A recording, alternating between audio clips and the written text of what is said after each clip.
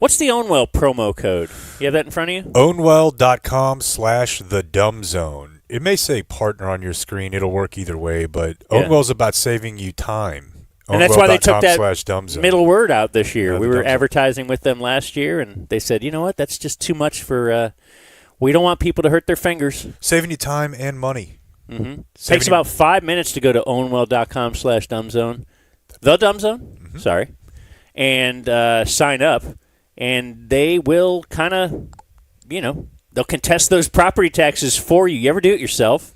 I have. What a beating. I didn't make it to the finish line. Was too beaten by said process that Ownwell will do for you.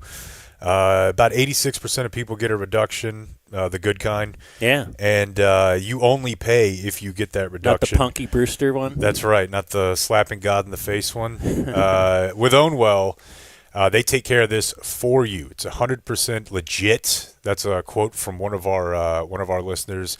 Ownwell.com/thedumbzone. Contest those property taxes through them. You do nothing. You sit back and they save you money. It's Ownwell.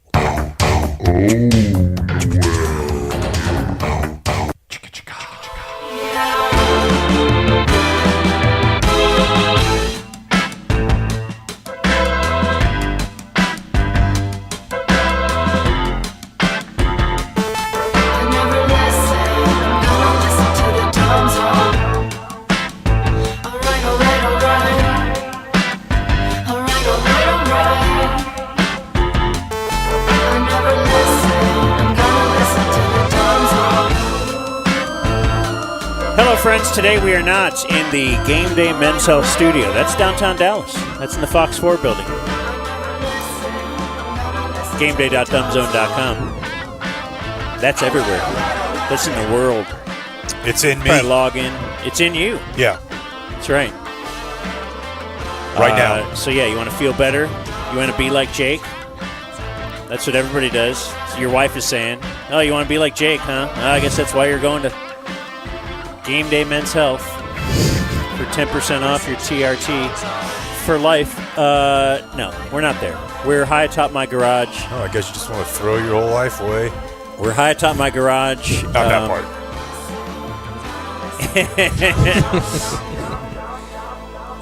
It looks like he's having fun.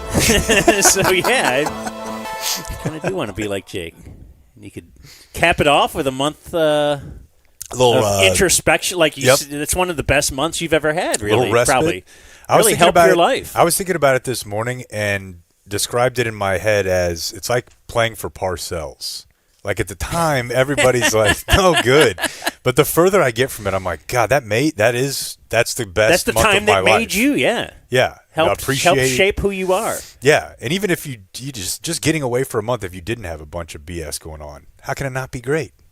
Yeah, those are the best days of my career. So yeah, be like Jake. The Parcells days. So if you want, you could do all the drinking and stuff, and then the rehab, and then go to Game Day Men's Health, whatever order you want. Yeah. But maybe you want to go to Game Day Men's Health now. Well, here's why. Because I can't start drinking. I can't get you 10% off beer.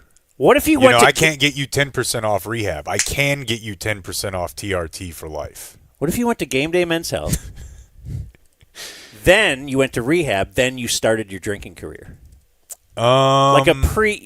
Before I even start drinking, I just want to know what it's going to turn me into. This is probably not a great copy point, but you're going to be able to go a lot longer and a lot harder in that new drinking career because of Game Day. Yeah.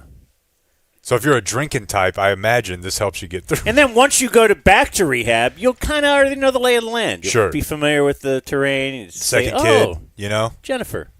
You know the people. It's extremely common. Anyway, Game Day is we're high atop my garage, and not to just make this a 3-hour commercial, but I will just at least mention that Qualis Roofing covered this garage, and they have a bit where if you get a roof, if you end up buying a roof from them as well, they will give you a sit-in. They will pay for you to come in and sit in and watch the show, sit on the couch next to Blake. He'll be on the couch with me. That's my that's like the tagline. You'll be on the couch with me. He likes saying it. We have a guest, Lance. It is Lance. Let's go. Hi, Lance. Hey. Happy to be here. You want to give out your last name? Or Sure. Yeah, that's fine. it feels like you were being evasive with that with us. No. No. Well, why does it say a different name on my That's my bad. run sheet? Yeah, no, this Were is you like just being funny? No, I just read it as forehead. this is It happens. What's Sorry. your last name? Forehand. Forehand. Like okay. tennis. yeah, there's a lot going on here. You guys, not to make the whole thing about rehab, but you may remember the rock, the actual physical rock that I came home from rehab with that said neglect, and everyone in rehab was confused, and they're like, "What? We don't know that word. It must be a." I'm like, "You guys, look at the keyboard. It's the G is next to the F. They typed neglect, and they just made it. Nobody would. The same thing as the N is next to the B. That's not good. It's not good. Smaller and Right. It's just these things happen. These things happen. So I did introduce myself with, "Is your last name Forehead?" I also think I only read the first half of words, and I just guess throughout the second half. So I saw 4 and an H, and I was like, forehead. You know, there's something to that, I think. Did you guys do the little test on Twitter? I got to 900. I got all the way through it. Is that 900? Yeah. Yeah. I was straining at the end a little bit. I'm not going to lie. The very end. I knew But it. Yeah. I haven't done that. It's, I don't know that I could ever actually read that way. How would you No. describe it, Blake? You kind of just get the gist. The words are moving very quickly, and they speed up and they speed up and they speed up, but you're only focusing on the middle word in a series of words. Okay. You can read faster if like your line of sight doesn't change. Like And racing. and then they also highlighted a specific letter. Correct. But And to really so target it. It just came at you super quick, and you could tell what the words were because you weren't having to move your eyes and adjust, and it was. Let me tell you what a big it of was a all over Twitter. For dork 2 I days. am. It was exhilarating. Oh, I loved it. It was like the most fun I've had. I made my wife do it, and when she couldn't, I was like, moron. You're so much smarter than her. I seem I to see remember you, speed nurse. reading being a big thing at some point in the world. Yeah, like it was so a do thing. I. He'd be on Letterman or something. Like, oh Yeah. yeah, he can read. Yeah. Now, Oh, yeah, he can read. well, no. Now you just listen to something on 2 times and you say I'm a speed reader. Ah. I yeah. listened to that Yeah. audiobook Yeah. Yeah. 2 times. So, lots of sports to get into today. And we are in DFW. So, we are kind of emerging. Little emerging yesterday afternoon, actually. It was over 35 degrees. And you know that I won't drive under 55 or 35. Right. And so I got out, did some, little shopping, little back to the grocery store. It was almost as busy as it was the day before the big freeze. Because everybody was just getting out like, man, I've been eating crap for 4 days. Yeah, but the gym has been choice though. What do you mean? You've The last been there 2 early mornings, morning? yes, no one in there. Really? It's great. Yeah, it seemed to me like last night was a big restaurant time. Like that they're Yeah. back open. And for us, I was eating all the BS my wife had made at home for 4 or 5 straight days. I was eating Short frozen ribs. stuff we bought years ago. Yeah. It's like, Yeah, for real. And Same. it's like, oh, we've never wanted to eat this, but it appears to still, I mean, it's probably good, right? It's frozen. Yeah, we'll be at the Tex-Mex spot by 5 o'clock this afternoon. I showered for the first time in 4 days yesterday. Shut up, dude. What? I feel like I showered more. I hadn't showered since Friday You're just sitting in your own Why? filth. because it's like, and it felt like I was just wearing pajamas the whole time. I was wearing like the same 2 sweatshirts. Yeah, I And guess. just- But when I do the show at home, like when I had the flu, I have to put on pantalones, man. Yeah. I can't. It has to feel different. 4 days, dude. That's insane. Well, I knew. I mean, I actually did that. I was like, oh, that, like I smelled my own BO. If you could smell your own BO. It happens to me a lot. That's think why I have you've to gone- shower. That a hits lot. me before 4 days. It hits me before 4 p.m. Well, I think when you lose hair, you can shower less. It's okay. That's Yeah, that guy in the perhaps. Mavs. Who was that?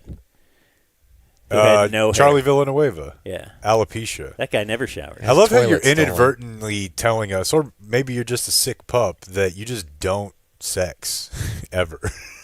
Well, I just don't need a shower. certainly not in the freeze. That's When I when you showed up need it. Tuesday, Look, he there's was not like, a lot of sex.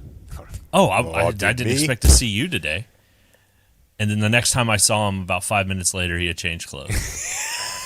I just sit around in my own filth. That makes sense. But with the kids being stuck in the house, yeah, there's not a lot of sex going on.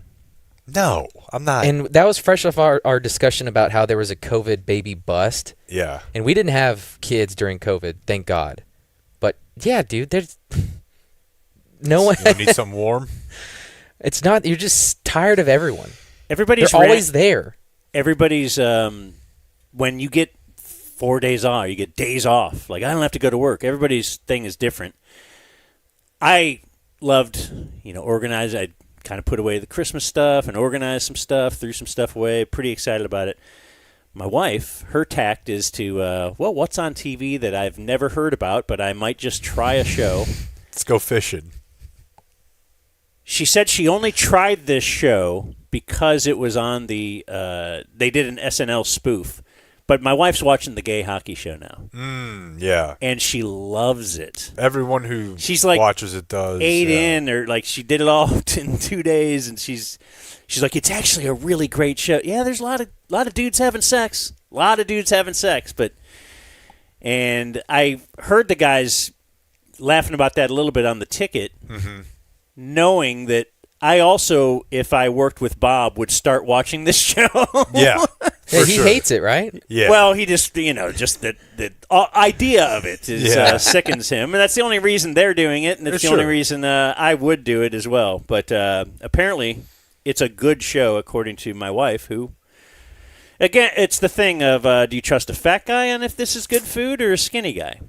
Like, if you tell me, I really think this show is good, you should watch it. Because I don't watch much, or Yeah, I might really believe you because you're so discerning with your time.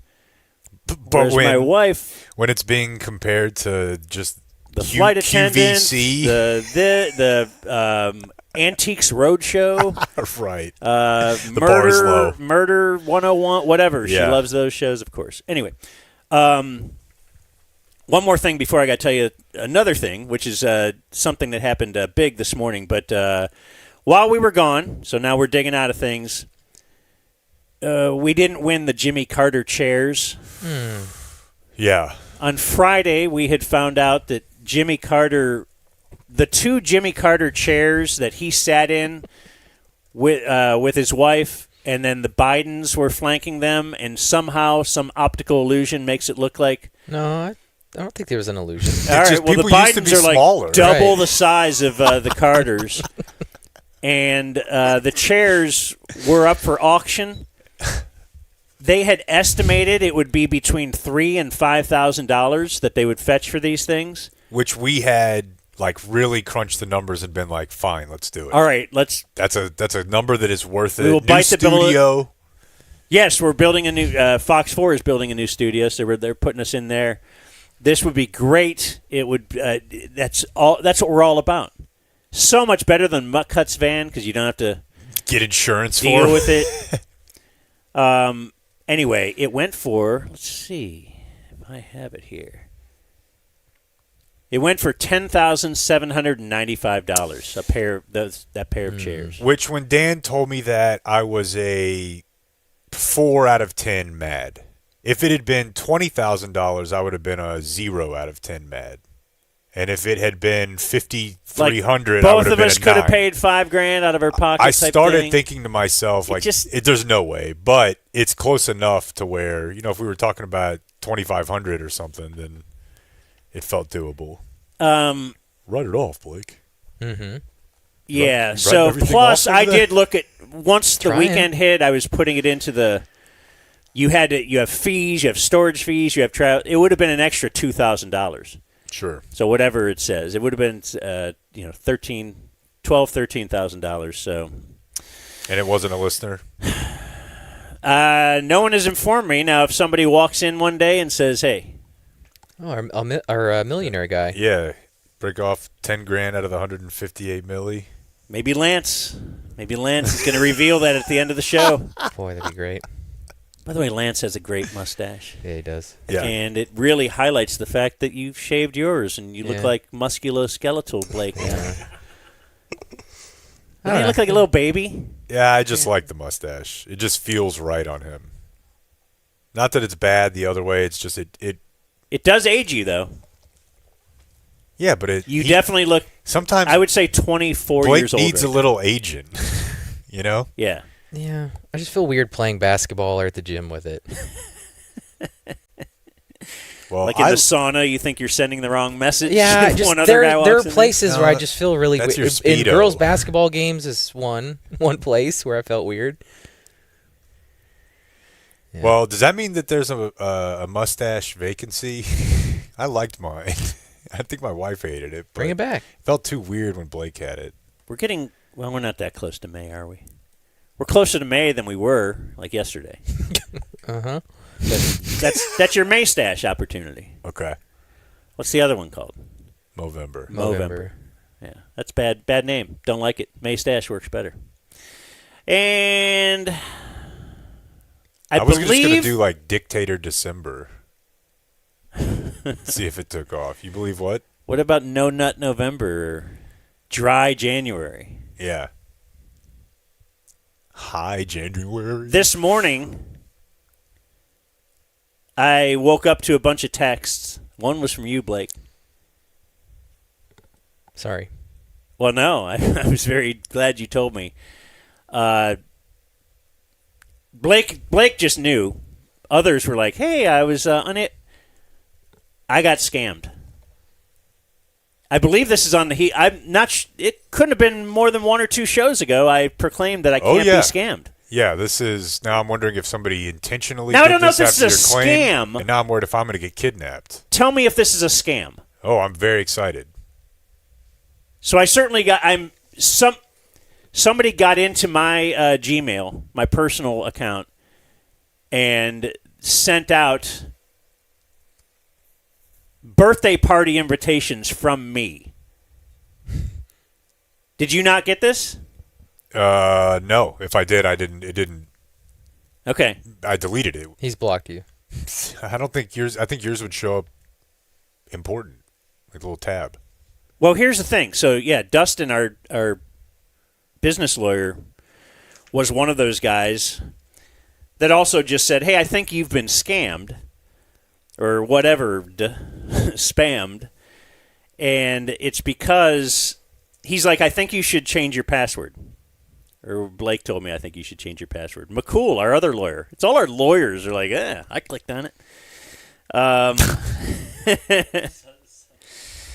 And then he sent me a list of all the emails that were on my sent and said, if I want to inform people. You're on this list, Clayton. Did you get something from me this morning? Or recently? Yeah, I don't see anything. No? Okay. Am I?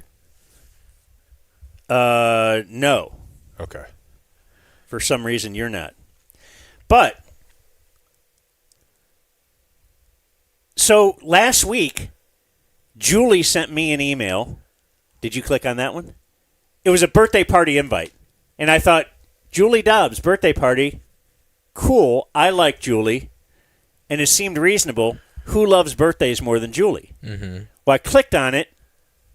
And it was like, okay, here you are in your email. Put in your password.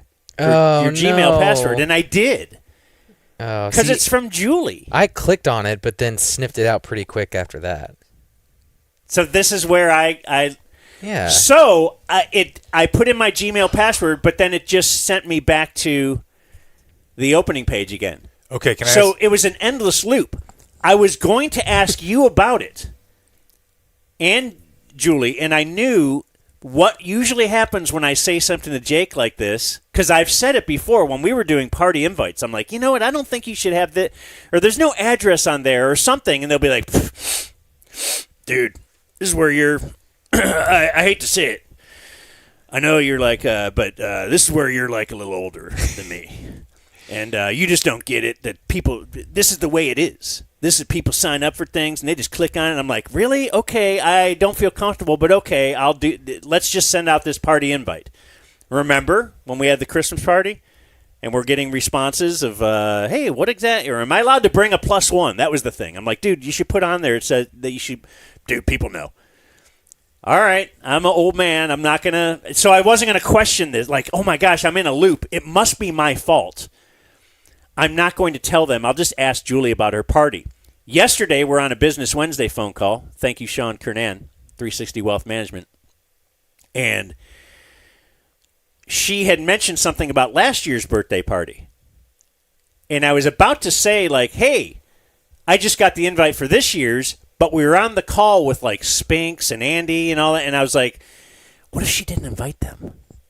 I'm on the real list. Yeah. Like, I'm a real friend of Julie's. So I don't want to even mention it now because, But anyway, so now I had to call Julie this morning to see if it. And is this like if I got the AIDS or the crabs or something? Is it my obligation now to text all of these people or call them that are on this email list that at least Dustin says these are all the emails that were listed on there here? Do I need to contact everybody and say, hey, I had crabs when we did it? Yeah, I think so. I do. Yeah. Because I've told you and or at least Clayton, and he said he hasn't gotten it. I got this invite. I got it. I looked at it now. Oh, you got my email? It's someone didn't break into your Gmail account. They broke into the account for the thing that's on there. That's what I was saying, I think. That's what I was going to ask, is when you... But I went and changed my password then this morning. But when you clicked through this, it's Punchbowl, right? Yes. When you clicked through that and it asked you to authenticate there, that's the only thing that they're getting access to, right? Your Punchbowl login, which is the same as your Gmail. What I'm saying is it's not like they could read, somebody's reading your email. Oh, my Punchbowl login was the same as my Gmail? If you click through Google. Which is often the case for most, so they probably just went to both. It just goes, it's just like verifying it. I'm trying to remember, because I got this, and I think I might have clicked, now I don't even want to test it. So I told Julie that I did this. She's like, yeah, I knew it was fake because you wouldn't have a birthday party. Yeah. She's like, I knew right away that you wouldn't have a birthday party. It was sent at 3 a.m. Oh, was it? Yeah. Yeah, I'm the only but you one could, on the show Blake's that's up smart. at that time. Blake's sniffing it out. Yeah, but you could set it up to go out at a certain time. Who knows? Somebody else is doing it. I don't know. I'm now worried if I don't recall. You're saying there was a latency period? Like you got this is like last week I did it. But then you may be getting one from me. But did you click and put your password I don't think so. I remember getting to that stage. I clicked and put my password in 5 times, thinking I don't. Well, let me try it on a different browser. Well, let me try it with someone else's computer. Like I'm just. Dude, I really wanted to go to Julie's party. It's Julie. I'm not. Yeah, the funny thing is that we were having like the same day. We were having this meeting about the summer event, and he was talking, like, giving her crap because she wasn't there last year for her 40th birthday. And that was, notably 5 to 6 months in the future from now. So and I didn't put that together. But you did like, think of, like, hey, I don't want to blow somebody else's spot up that didn't get invited. So you're a good dude. But I didn't think about, wait, that was June. And there's also the fact that Julie, if anybody I know, at 40 would have a half birthday. Yeah. How bad is your website when the third link on Google search is how to tell if your Punchbowl invitation is real? Not good. Not good SEO. All right. Well, this is not a commercial for Punchbowl. You know who won't scam you? Go on. I don't know. That was the setup. Now I need to find one. Oh. I don't know. Let's go Trident. Trident X. I was just about to say that. Same page. I talked to Jeremy the other day. I heard about that. And I said, Jeremy. Welcome to the program. And then we talked about Trident Access Services. He says he's feeling well. He had a disc replaced in his neck. That sounds bad. That's veteran stuff, dude. Because they are veteran-owned and first responder-owned. And it is Trident Access Services who saved me from my garage door possibly falling on my car. They came out for, like, the tune-up. You just have them come out for a tune-up. Just kind of check everything you got. Check the, bearings. That's a word they used. Right. The way, the rollers and all that kind of stuff. But they might find something big like me where they had put the garage door in, my old company, and didn't find a stud, and it was falling out of the wall. So it could have fallen down on my car if it wasn't for Trident Access Services. And that tune-up special is $39.99. So get that done. And then if you need work going forward, you'll get 10% off as a Dumb Zone listener at txtrident.com. Your garage door, your entry gates. They're doing a lot in that space these days. This is not your grandpa's garage door, okay? No. This is Trident Access Services, txtrident.com. Do some sports or what? Yeah, right. Seshi, whatever you want to do. From the wonderful world of sports, Radio Sports Scoreboard.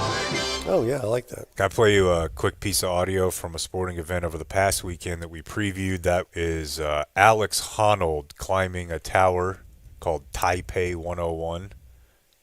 And he did it live on Netflix. He's a free solo guy, 60 minutes. You've probably seen him. He kind of looks like a monkey, which feels good to be able to say, to just look at a human being, know they look like a primate, and it'd be okay for me to say it. Look, many humans do. I feel like I know. We're in some kind of a chain there, but yeah. Davies Bertans. Davies Bertans certified chimp. Sam Ponder. We have the former manager of the Rangers, Buck Showalter. Yeah. Take a look at him, folks. Yeah, that's a good one. Alex Honnold, definitely one of them. His wife, normal-looking person. But if you've ever watched any of the stuff human on him, to my knowledge. More human. More human. Look at these ears. I know. There's something, it's just whatever. He has his wife there at the climb, and she's inside the tower that he's climbing. So, it's got glass, you can see out, huge windows. And the broadcast is very long. I only watched about 20 minutes of this. So they're filling a lot of time because guess what? He's just climbing. He's either climbing or he's falling, and right now he's not falling. So before that, there's no defense. He's just climbing. Then they're talking about him climbing. To fill part of that time, they get his wife in there on a mic, and I thought you guys would enjoy this, and I will confirm that it'll You're play. a hell of a climber. It's not that far off. I mean, that's got to be incredible. I mean, to be able to have her here and to see her face on the way up, that's got to just, she's shaking, she's nervous, but that's got to just reinvigorate him, to push him to the next level. I know having my wife at my side. The great Becky Lynch, by the way, if you don't know. The greatest of all time. Oh, yes. How relatable, every guy. I can't contain my excitement. My wife is here. Did you cheat on her, or are you planning on it? What are you doing, dude? Oh, good, man. I was in a rut. My wife is here. At my side. The great Becky Lynch, by the way, if you don't know. The greatest of all time. When we're there for each other, that support is, that you cannot put it into words what that means.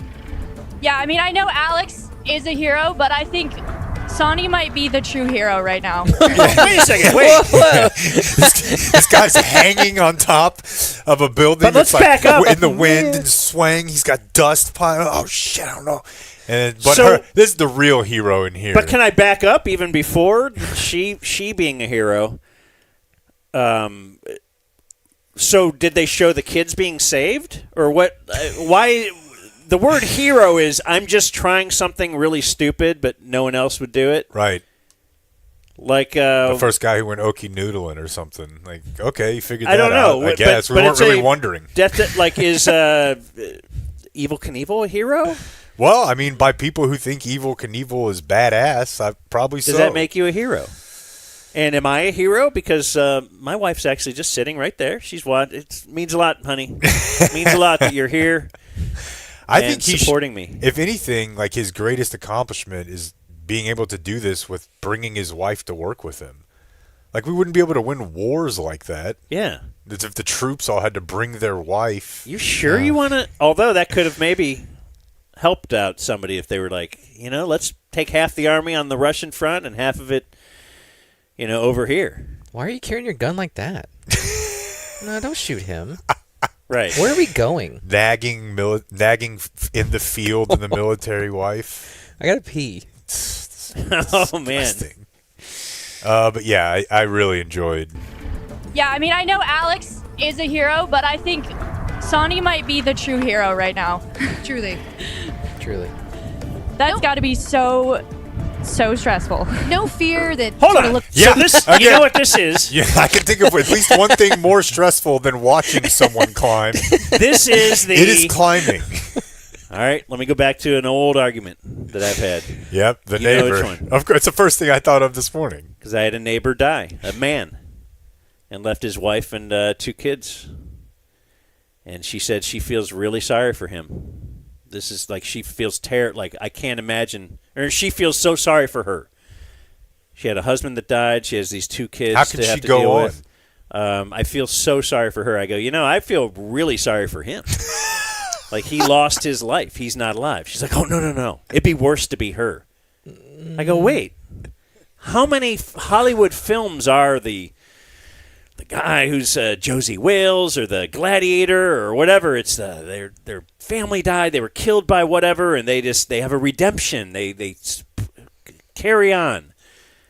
How many guys or people have remarried and actually have a great second act? It's Yeah. The list She's of like, ones, no, it's worse being her. The list of ones who have come back from life is pretty short. It's I'd rather more be on nerve-wracking. the- It's more nervous being her than it is to be Alex. Yes, yeah. And while I find this very funny, I, from like a philosophical standpoint, certainly get it. But to take that on down to, boy, I bet it's more stressful to watch this. The most stressful, actually. Than to do it. Insane. It's why Hillary lost, for sure. Do you think they'd ever say that about a dude standing there? A dude standing there watching his wife, and they're like, who's having it the hardest right now? That guy. Imagine. He's weeping. Right. Oh, look how strong he is. He's weeping right along with her. You guys want to talk Belichick? I want to hear you talk Belichick. So, I don't. My stated I wore Hall my- of Fame thing. Go ahead. All Hall of Fame suck, right? You don't Yeah, even care. I don't really care. I get involved when everyone's talking about it. I don't. But like this one, I think exposes how silly it is. Oh, This is yeah. what I'm saying. If this can happen, Well, then there's I very don't- few definite, and this is what I'm saying. This Belichick snubbed for the Hall of Fame on his first year of eligibility is the Luka trade of Hall of Fame inductions. Like trades are always made, inductions are always made, but very rarely is there something that happens and that everybody except for Matt Brunig says this is. Brunig hopped on this one. Did you see it yesterday? No. Oh, yeah. He's right back at it. I love it. He's right back No at days it. off. He also got a Barstool I saw that. article written about how dumb he is. It only feeds him. He's the best, I yeah. tell you how smart he is. Well, it only feeds him. But it's just, this is something that's just so... I've criticized the NHL in the past. For the mall thing? They have when you retire 5 years later, you're eligible for the Hall of Fame. The second Wayne Gretzky retired, they said, next year you're in the Hall of Fame. Like right now. Okay. And I was like, I criticize them because you can get another news cycle later on for remembering Wayne Gretzky. But they said we're waiving that requirement. That's how good you were. And that's the year after he retired, he was in the NHL Hall of Fame. That's what should have happened. Like, if indeed there was some behind-the-scenes thing going on and the votes came in, and actually, Belichick didn't get in. The Hall of Fame should Ordered have the code never. red. The Hall of Fame should have never let that get out. They should have said, we're the Hall of Fame, and Belichick's in the Hall of Fame. You won more Super Bowls than everybody. Okay. You've done this and this. You're in the Hall of Fame. That's just ridiculous. So on the Gretzky thing, I would have had a problem with it on the grounds of that's why we have rules. It's the same to me as swallowing the whistle in the last minute of a game. If you're going to have the rule, that's the rule. He's got to wait. I had never even thought about the business element of it, but you're totally right. They could milk that for the whole time. Yeah. Right? This one, it does feel a little bit different because while there are rules about it, it's also this weird process. I've always thought the process is terrible. I learned more about it this morning than I ever wanted to know. A couple odd things I thought I understood about it. the I didn't. NFL Hall of Fame. I've had a thought that it's the least legitimate Hall of Fame in one sense because they have a mandatory amount of people that have to go in every year. Yeah, like it's like the all-stars in baseball from every team thing. Like that makes it feel kind of lame. Right. Were you a real all-star, or was you the best player on the Indians in 1983? Well, that doesn't mean that you're that good.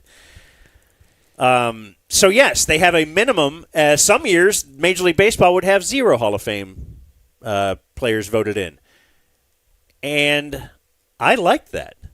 Yeah. In the sense of, hey, there's a certain level that is required to get in here, and not just if you were the best in the last few years. You have to be the best in history. One of the best in history.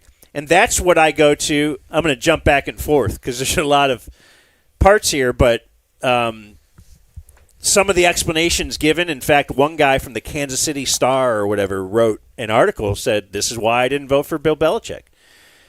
And it was that, because I guess there's not as many coaches voted in, and coaches maybe are voted in with the senior committee players or something. And so these are players that are on their last shot. Yeah. And a couple of old Chiefs, right? Perhaps, I know L.C. Greenwood is one I've been reading about. He was a Steelers player of the 70s. But my take on that would be, all right, if every year, and let's even say Darren Woodson, because a lot of people around here are pretty stoked about Darren Woodson has to get in, and I better see this same energy about being upset if Darren Woodson doesn't get in. That's ridiculous. That's absolutely ridiculous. Go on. So, all right, L.C. Greenwood wasn't one of the tops when he retired that year, right? He didn't get in 6 or 8. How many? Next year. Oh, but now look who these other guys retired. Mike Singletary retired now. I mean, he's better than L.C. Greenwood, so I'm going to vote for him. You know, every year. Well, now we get 30, 40 years away.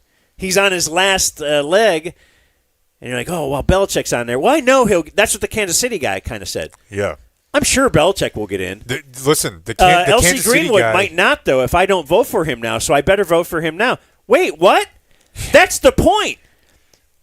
He's not a Hall of Famer, that means. That means every year some better players or coaches or whatever get ahead of him, and it might happen to Darren Woodson.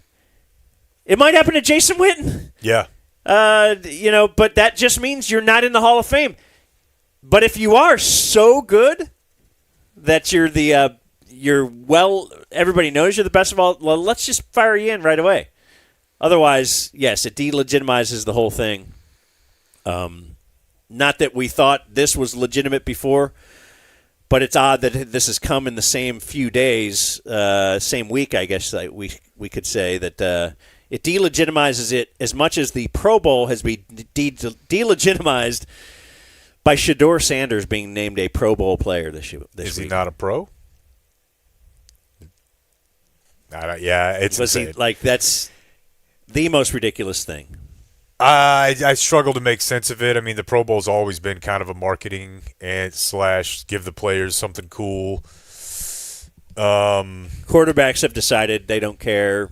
I make $50 million, and you're going to send me to Vegas to have to do all this crap I don't really want to do? Yeah, but I bet a bunch of them that early in their careers it was helpful for them. So, I mean, I don't blame Shedeur. But if you're a kicker who makes league minimum, you're probably pretty fired up to get your family a free trip. Yeah. Get a free trip, get in front of the right people. So the only thing I would say on the Hall of Fame deal is just it is like if Michael Jordan didn't get into the Hall of Fame on the first ballot, right? It is the Luka he'll trade. Get in. But the problem is these decisions compound upon one another. So, like, you're cleaning up old messes, and it just perpetuates. Right. I don't know how they would fix it other That's than lie, right? Lie upon lie upon lie. but can you have a libertarian, we're starting at 0, because then I don't know how you clear the decks and redo it.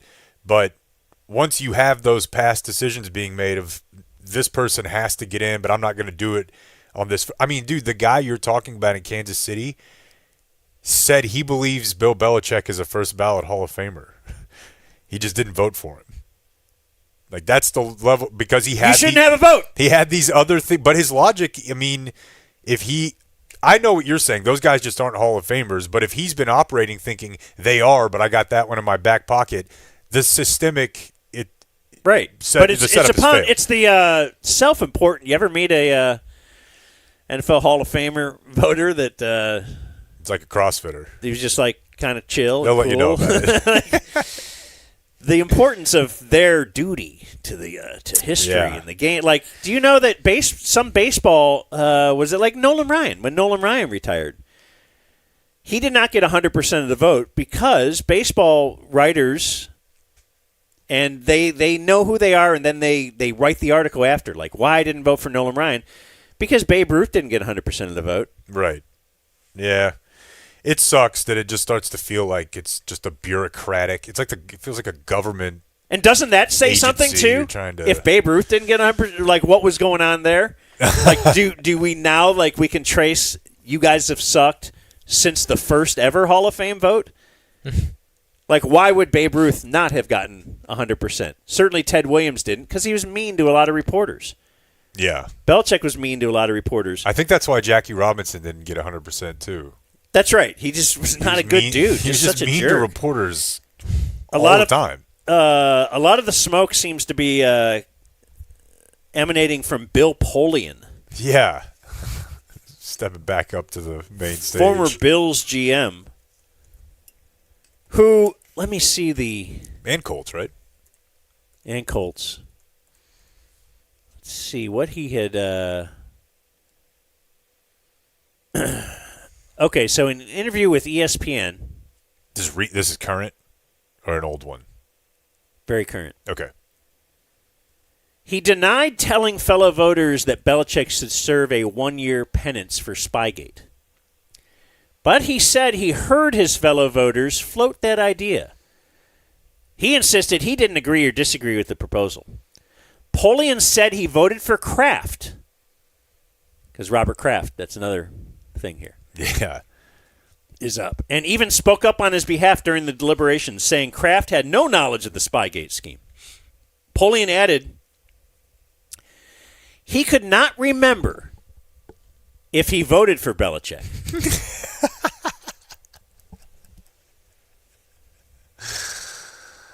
That is a wild thing to say. Just lie. I mean, you know, there might be like, if you went to an event and you met like 50 people and the guy who was hosting the event, and then somebody, you're not going to remember everybody, but you'll remember if you met the guy. It's Bill Belichick. Like if you set out L.C. Greenwood or whatever the case is, but everybody's going to remember their vote on Belichick. He's just lying. The internet remembers a lot of things about Bill Polian. He said the Colts took Aaron Hernandez off their 2010 draft board. This is after the fact. Taking a dig at the Patriots for even drafting a player like that. And then the internet will say, you drafted Ray Caruth while you were the GM in Carolina. He lost 3 straight Super Bowls, of course. The first loss was because of a Bill Belichick defensive game plan that is in the Hall of Fame. That was the Giants beating the Bills. He was the Colts GM. And yes, Belichick's Patriots were a rival at the time, and the Patriots got the better of them more often than not. And let's see. Oh, he's the one before the draft that said maybe he could squint and see Lamar Jackson as a wide receiver, but he certainly would never draft him as a quarterback. And he's won 2 MVPs, of course. Mike Sando wrote pretty much. Mike Sando said pretty much what I was just saying. You just kind of vote for the best people on the board every year, and then whatever happens later happens later. You're not supposed to think about it in the big picture there. He does say if someone slips into the senior pool abyss, the Hall of Fame can figure out how to rectify that. Vote for the best candidates every time, and you can't go wrong. Yeah, it's a really weird deal. It's weird because I started thinking about, obviously, Spygate and Deflategate are a part of this. Some people have flat out said, yeah, as you said, Polian confirmed. Some people was talking about, settling a score. bad blood. You got to pay for this, which I don't know. I saw the clip, the excerpt from Michael Silver's book, I think, where he had Mike Shanahan sat down with Roger Goodell back in like 2007 and was trying to tell him, like, look, dude, everybody's doing this to some degree. He's just doing it better than I knew you could do it. Ooh, Jimmy Johnson's been heavy on that on Twitter right now. Yeah. Like, look, we were doing this, blah, blah, blah. Everybody's trying. That's the sign, You see what Jimmy Johnson did? Huh. Very confusing. Hard to explain, but I'll try. He quote tweeted a clip from an NFL game and said, this is insane. This voter should show themselves. Disgusting that people don't know, whatever, right? It was the thing that he said. Except he just quote tweeted a random field goal from a Texans Monday Night Football game a few weeks ago. Mm-hmm. It was just a Kai Fairbairn, whoever there. He probably clicked on the birthday email as well.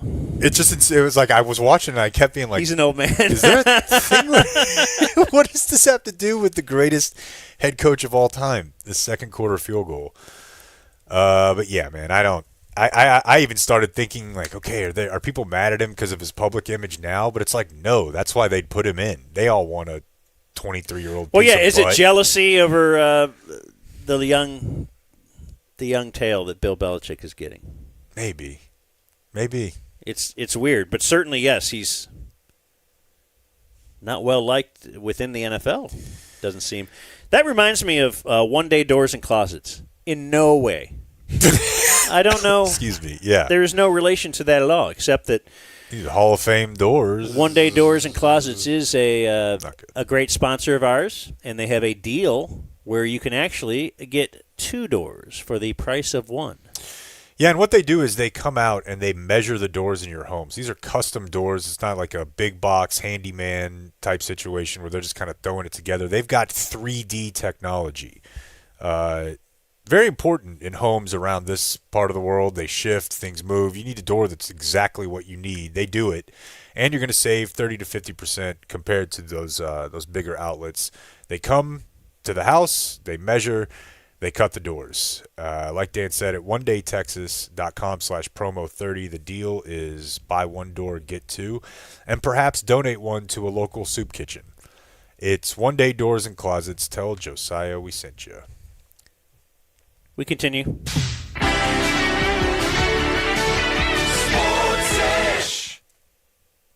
Got something, Blake? Yeah, it's not really sports.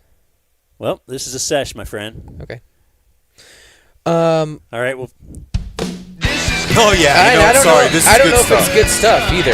Yeah. Oh, okay. So if you have something in there with like, this might be good, it might not, play it now.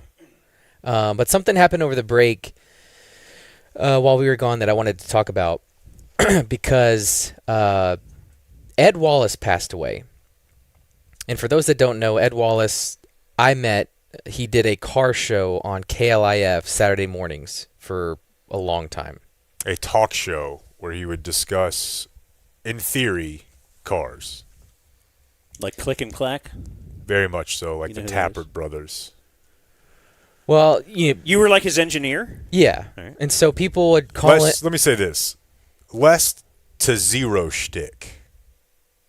Like, he had a flair, but the Tapper brothers were, like, doing, you know what I mean? They were kind of a send-up. Ed Wallace was more of a serious figure to, like, comment on. I think that's important, because he would comment on serious things. And that's what I was going to say. People would call in, hey, the dealer's screwing me on this warranty. What should I do? Or, hey, I'm in the market for an SUV with good gas mileage. And he could do all that kind of stuff. But then if the next caller said, hey, what do you think of the war on terror, he could go on for 20 minutes about it. Oh, wow. Did he buy the time? One of those things? He might have eventually. I don't know. Okay. I don't know, but I knew that he worked at Cliff for a long time, so I don't think so. And, had a ton of Dan Bennett stories, had a bunch of stories of just everyone that's come through and when the ticket started. He was a Cumulator Susquehanna guy. But yeah, so I began engineering his shows when I was 22 years old. when I was reading Orthopedic Associates ads, actually before that. And so, when I got hired, I was not allowed to do ticket stuff yet. I hadn't either, I don't know, hadn't been around enough, wasn't good enough, wasn't in the good graces enough. There's a bar for that. There is, yeah. Wow. So I had to cut my teeth doing Ed Wallace shows. And I'll tell you, Ed Wallace was way more difficult than the ticket because he had a sense of like whether you cared or not. Like if the tablecloth wasn't perfect, he'd let you know about it. The speaker was too loud. We're not sitting where we're supposed to. When the door opens, the cold draft, everything had to be perfect and pristine. And so that's how I learned more, less about how to twist and tweak, but just about how the show should feel. And one of his biggest tests was when he would walk in, he'd put the headset on. Mind you, we were on AM radio, so none of this mattered. None of it's getting through at all. And he was an early adopter. I think he did stream it on Cliff's website, but nothing. But he sat down and was like, "Okay, testing. All right, bring the high end just up a little bit. 1, 2, 1. No, too much. Cut it back. All right, add some low end. Now take out the mids." And it's just like he is just EQing like, it. this is To, Okay, so when we'll say turn it up a little, It's fucking volume, not that's EQ. But Okay, no, yeah, I he's don't- sitting down like specific IQ, He's like EQ and or mixing EQ. his headphones, which again over AM radio is going to come out extremely compressed, flat. Like I don't know that you're going to be able to tell. You can't tell. but You really can't tell. now But- did you ever raise that issue with him, or did you just? Hell no. No. That's You just because that's not what mattered. What mattered is he wanted to feel good about a show. Okay. And so that's what that taught me is it doesn't matter that he's wrong. And there were a lot of things that we You ran want to be into. comfortable. You want him to be comfortable. That'll make for a better Optimize. show. Well, I think it taught me in a way just how to be deferential in a good way around talent or whatever. Like even if I thought I was right or I knew I was right about something, he was the guy. He's the host. He's the talent. Just provide for him whatever he needs. Now, when did you learn to not act like that anymore?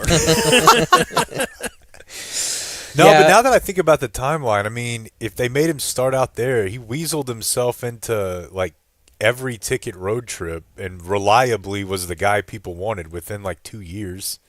You're not doing that by like being an asshole. And you're not doing that by, no offense, doing the T-box. Yeah. Like this is the kind of person I needed at a young age. I told this to him in an email.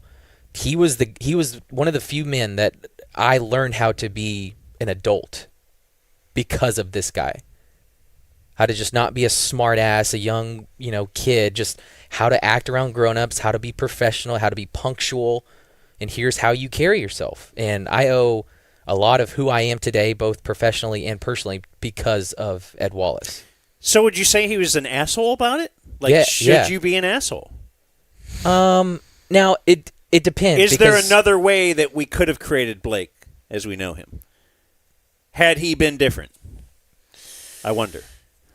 Because I've certainly had Yeah, asshole it's, bosses, and One of life's great questions. like I had just a guy that would walk around when I'm bussing the cleanup and the busboy, and when I didn't know what the box was for the ladies' tampons and Well, stuff. But he would walk around with a white glove and run his finger on this and actually I remember like there was an inflection point in my head of I should just tell this guy F you, but I was also like, you know what if I just start doing it all like this? And then I did, and then you get like a nickel raise and you feel good.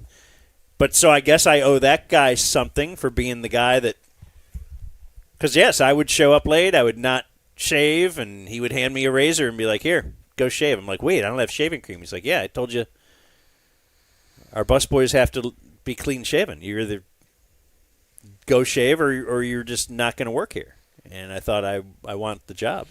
Well, So do I credit him, I had trained with a couple engineers that would butt heads with him, and he would ask them to not work on a show. And so when it was finally my time to get a shot, I just knew how to operate in a way to not piss him off. Because what are you gaining by doing that? He's the guy. It's his show, and so I just learned how to accompany him. And he did a Saturday morning show from 8 to 1 o'clock. And so I'm having to wake up at 4:30. I'm not getting home until 5. That was my entire Saturday. But during the week, I could tell I had to get up for it, just because I knew I couldn't stay up late and look like shit the next day, like he could tell. And I just had to hold myself to a higher standard. So I don't know. It was one of those things where it's like any football coach, where like he acted like an asshole at the beginning, and I hated him. But over time, I just like grew to know he just demanded a certain level out of people that were around him and for a show. And so I grew to love him. Friends of any sort? No. But I think, over time he grew to respect me a little bit, and he would, give me some cash after the show for my help. And I thought that was awesome to be handed $50 at, 24 or whatever. But he was great. I loved his show. And, at the beginning I didn't care anything about cars, and over time I would just sit there and listen to the show because, he had no run sheet. He would just show up. He had a partner that would read his intro, but then he just had this fat stack of papers that he had stories highlighted of here the price of a barrel of oil is going up in whatever. This is what it means for the economy. Here's something, just all of these stories that he wanted to get to. And then when he was tired of doing stories, he'd open up the phone lines. And then he would talk to college for the rest of the show. Was there banter back and forth, him and his co-host? Hardly ever. He was just talk straight. Hardly ever. That's always a weird... I've had shows like that, and I've never felt comfortable with that. Where I'm just talking to the void. Where you were by yourself? Yeah. Yeah. I mean, you do. I guess it is very weird. I did it with tickers and the top 10. That's a lonely feeling, too. Yeah. But that, at least you're not delivering your hot sports opinions. No. When you're giving your things opinions, go technically wrong is when it's really, and you're by yourself and you're kind of trying to. But you're right. Yeah. Who are you talking to? Like trying to imagine, But Ed Wallace was. My stepdad was a big listener, and he was one of the first, long form like talk show hosts I ever heard. Yeah, you never knew where it was going to go. He's very old school, so he would pre-record some of these segments, which were fantastic. He would do one called "The Backside of American History," which was stories from, just stories of history that you didn't know growing up. And I listened to a couple on the way over here.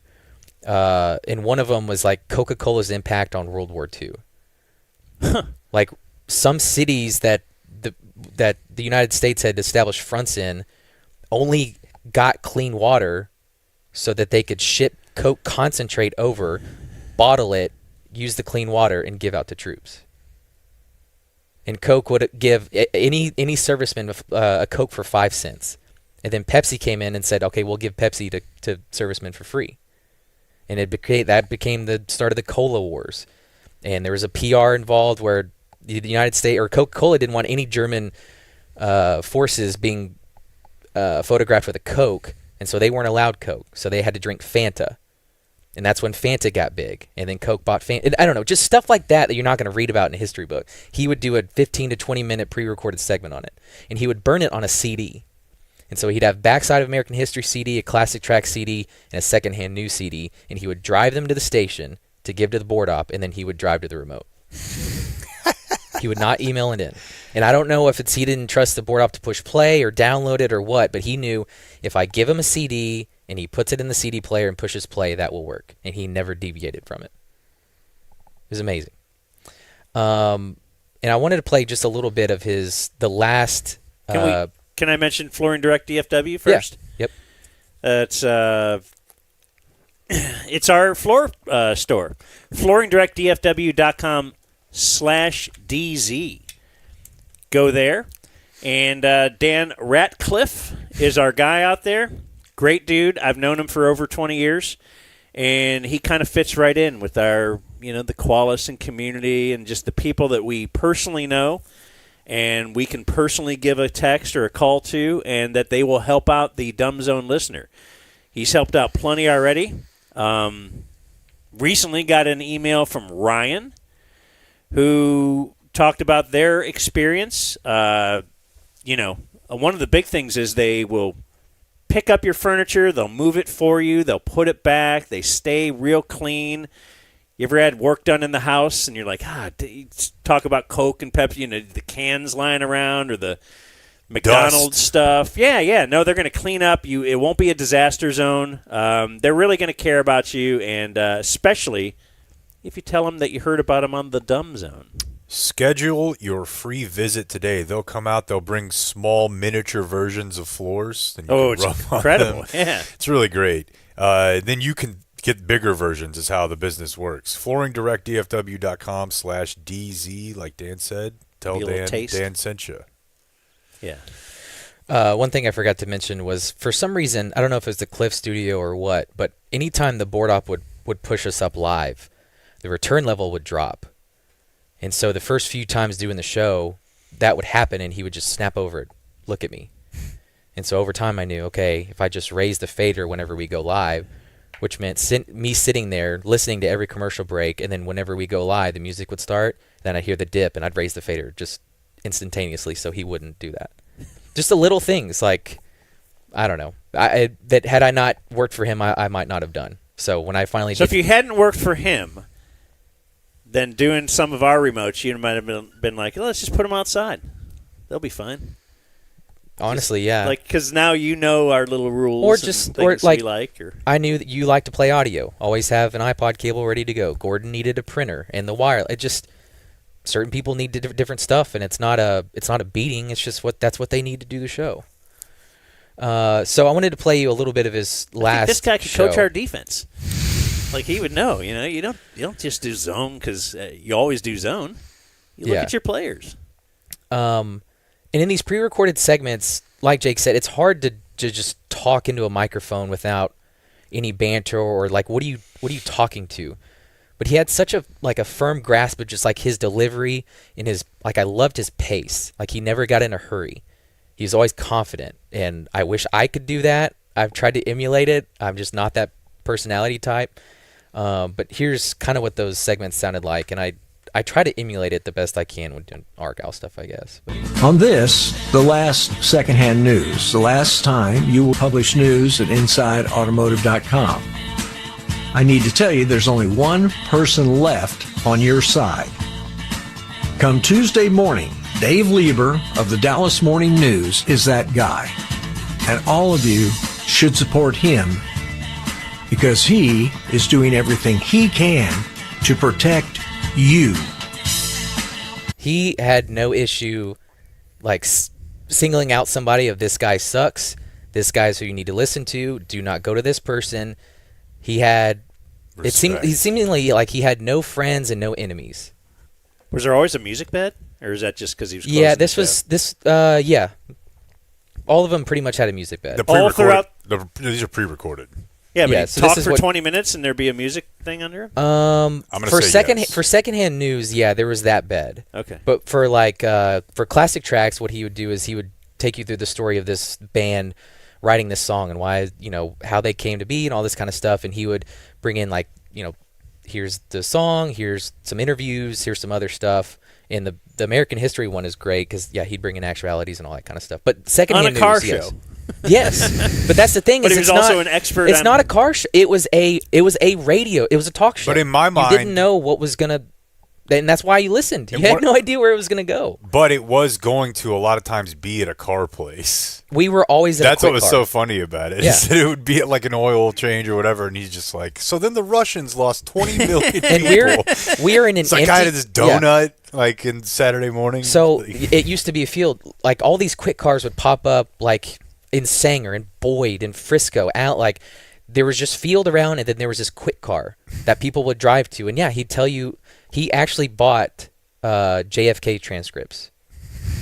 And so I was like super conspiracy theory. Yeah, that was in my era. So I was like, well, tell me, please. And he was just not the type to just come out and spill it. He would just like maybe who do you think would have the most to gain from it? The little Socratic method. And he said, do you think America would let anyone else shoot their president? And just stuff like he wouldn't give you the answer. He'd make you think about it on your own.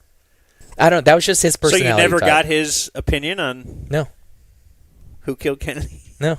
And he'd give me little droppings every now and then, but But here's how it ended. For the very last time, And with that, I'm Ed Wallace. That's how every show ended. And with that, I'm Ed Wallace. And then I'll leave you with one of my favorite stories of him, which involves Mike Fisher, the delicious cartooner. Cowboys insider, sir. He does draw a lot, including an image of my wife on the night that I proposed to her, with my father-in-law present, where he drew my wife. She was not wearing a low-cut shirt, but when he was done with the drawing, she had substantial cleavage showing. And I was like, that feels like an add-on I did not ask for. Do you still own that? I don't know, man. I have a picture That'd be of a great... it. I definitely have a picture of it. He tells the story, I think, just... Mike's a big fan of Mike. Yeah. Yeah, as you'll hear in the story. I think that's important. He told this story as like how you perceive yourself or how others perceive you. And it was, I'll make it short, but basically Ed used to write at the Fort Worth Star-Telegram when Mike Fisher was there. This was back in the 90s. Everyone was in the bullpen, and you know, there's hundreds of people working for the newspapers, and everyone hated Mike Fisher. But Mike Fisher thought everyone loved Mike Fisher because Mike Fisher loves Mike Fisher. And Mike Fisher thinks Mike Fisher's awesome. Some things never change. So when he got fired, it was a big deal. They told him, you know, clean out your desk, and he starts putting his stuff in the box. And as he's beginning to walk out, people start clapping. Because they hate Mike Fisher. Good riddance. And Mike finally gets the elevator door, turns around, and kind of gives a, "You're welcome." Because he thought they were clapping because of how great he was. But he said it, jokes on him, whatever. But it's like, how do you perceive yourself? What's your perception? So I emailed Ed a few years ago and kind of told him basically what I had just said. I would not be the person or broadcaster or professional I am without you. And he said this, and I thought this was very fitting words coming from him. He said, "Just remember, facts matter, but even more important is knowing how the public will react to facts is even more important. If you want to tell the audience where the facts will take us. Become, as I put it, a master of the obvious. John Adams once said that nothing astonishes a man more than meeting another man with common sense. There's not a lot of that in talk radio, in spite of the on-air hosts that claim that that's all they operate on. Just keep working harder than others, reading more than anyone else, and understand the public will always be mad at you for telling them the truth that they don't want to hear, than buttering them up with bullshit that will never happen. It's tough when they get mad at you, but if you stick around long enough in this business to be proven right, then and only then will they come to respect you." Ed. It's pretty baller. Yeah. So, do you think you ever there's saw my the tribute to Ed gay Wallace. medicine commercial and had any thought on that? I don't know. No, I think it's very cool, man. Whenever I learned that you had that history with them, a lot of things made sense to me. Yeah. He taught me a lot. Good dude. That's awesome, man. Sorry he's dead, I guess.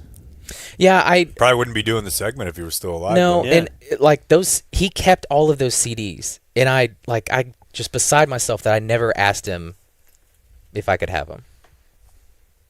Because somebody, or at least digitize them all, or yeah, because that's what I wouldn't take them. I would just digitize them. But somebody feel did. Comfortable contacting his family or something? I thought about it. I think to. I think I know Fringe, somebody that knows his wife. We all have to know somebody who knew him, right? But I would I would love to digitize him. Somebody did start recording some of his segments and put it up, and that's what I've been listening to the past few months. But no, they were really, really, really well done. I learned a lot from them. But yeah, I would love to get a hold of those CDs somehow. All right, you want to do some viewer mail? Sure. Are we ready? Yeah. Oh yeah, wait a minute, Uncle Hotmail. Hey, I have an easy way to give us a sponsor for this, because I have a viewer mail. Is there an email in your box for me? From James, who said he went to Fairlease. Where is it? Fairlease, the location, it's internet. Fairlease.org. He says, my girlfriend wanted to trade in her Bronco, so I told her to call Fairlease and mention y'all. Do you see the email there? So he sent us, that's it. The text thread. Yeah, I just realized there's a phone number on the top of it, though. Don't want to put that. Oh, there's a phone number on there?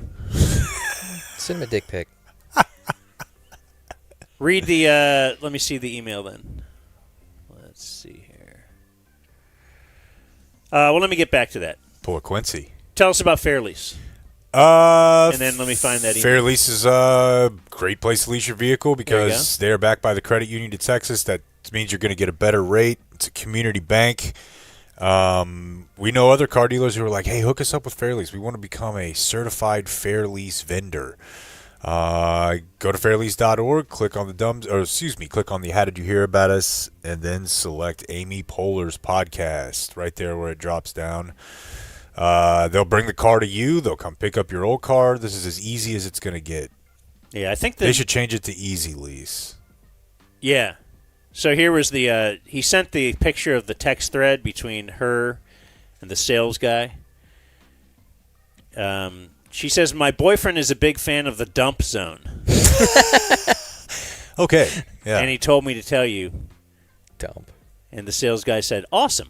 We work directly with them. You came to the right place. We'll make sure we take care of you guys in regards to them. Okay, but they definitely know that I did the Amy Poehler thing as a joke. This isn't going to go to somebody else's ledger, is it? No, I don't think there's a competing show called The Dump Zone. But maybe there is. Lance Forehead has to deal with this all the time. So congrats to them if there is. But no, those guys at Fairlease know us, and they were being very kind. Cool. Realizing that the lady probably just had a typo. Because they were like, this is from a lady. She's probably not. She'll probably have to go ask her man about this lease anyway. Yeah. So fairlease.org, yeah. We were talking yesterday or whenever, the last show, about whether or not kids with childhood cancer have their tablet time limited. And at least one parent, Aaron, said no. I let him go to town. Yeah. Is there bedtime? There's just time. Do you have to wipe your bottom? Well, why would you stop doing that I don't at know. all? We were talking about bologna. Bologna or bologna? I've never said. No one's ever said bologna. No, but you say spell bologna. it that way, right? Bologna. We all know that song, right? Yeah, but I thought it was My bologna has a first name. It's B-L-O. It's. I think they use an EY No, in that, don't they? It's Oscar Mayer. Ah, okay. M-A-Y-E-R. He weighs in on bologna, as we will now call it. Bologna. Brent says, next time you're at Central Market, go to the deli, ask for the German deli bologna. Game changer. So that's on my... Apparently, they have good bologna. Germans?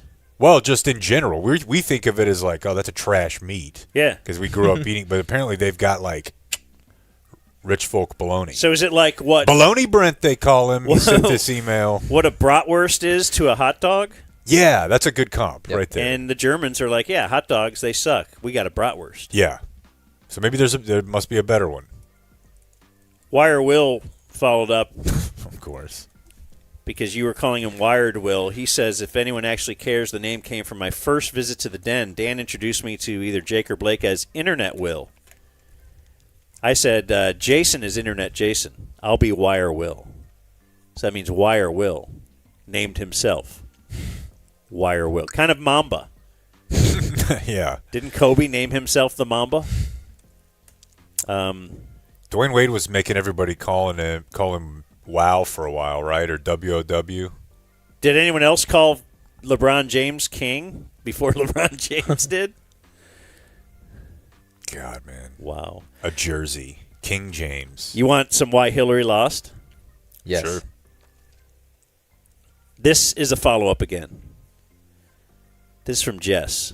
Such a hot name. It's probably a dude, but I'm going to think it's a lady.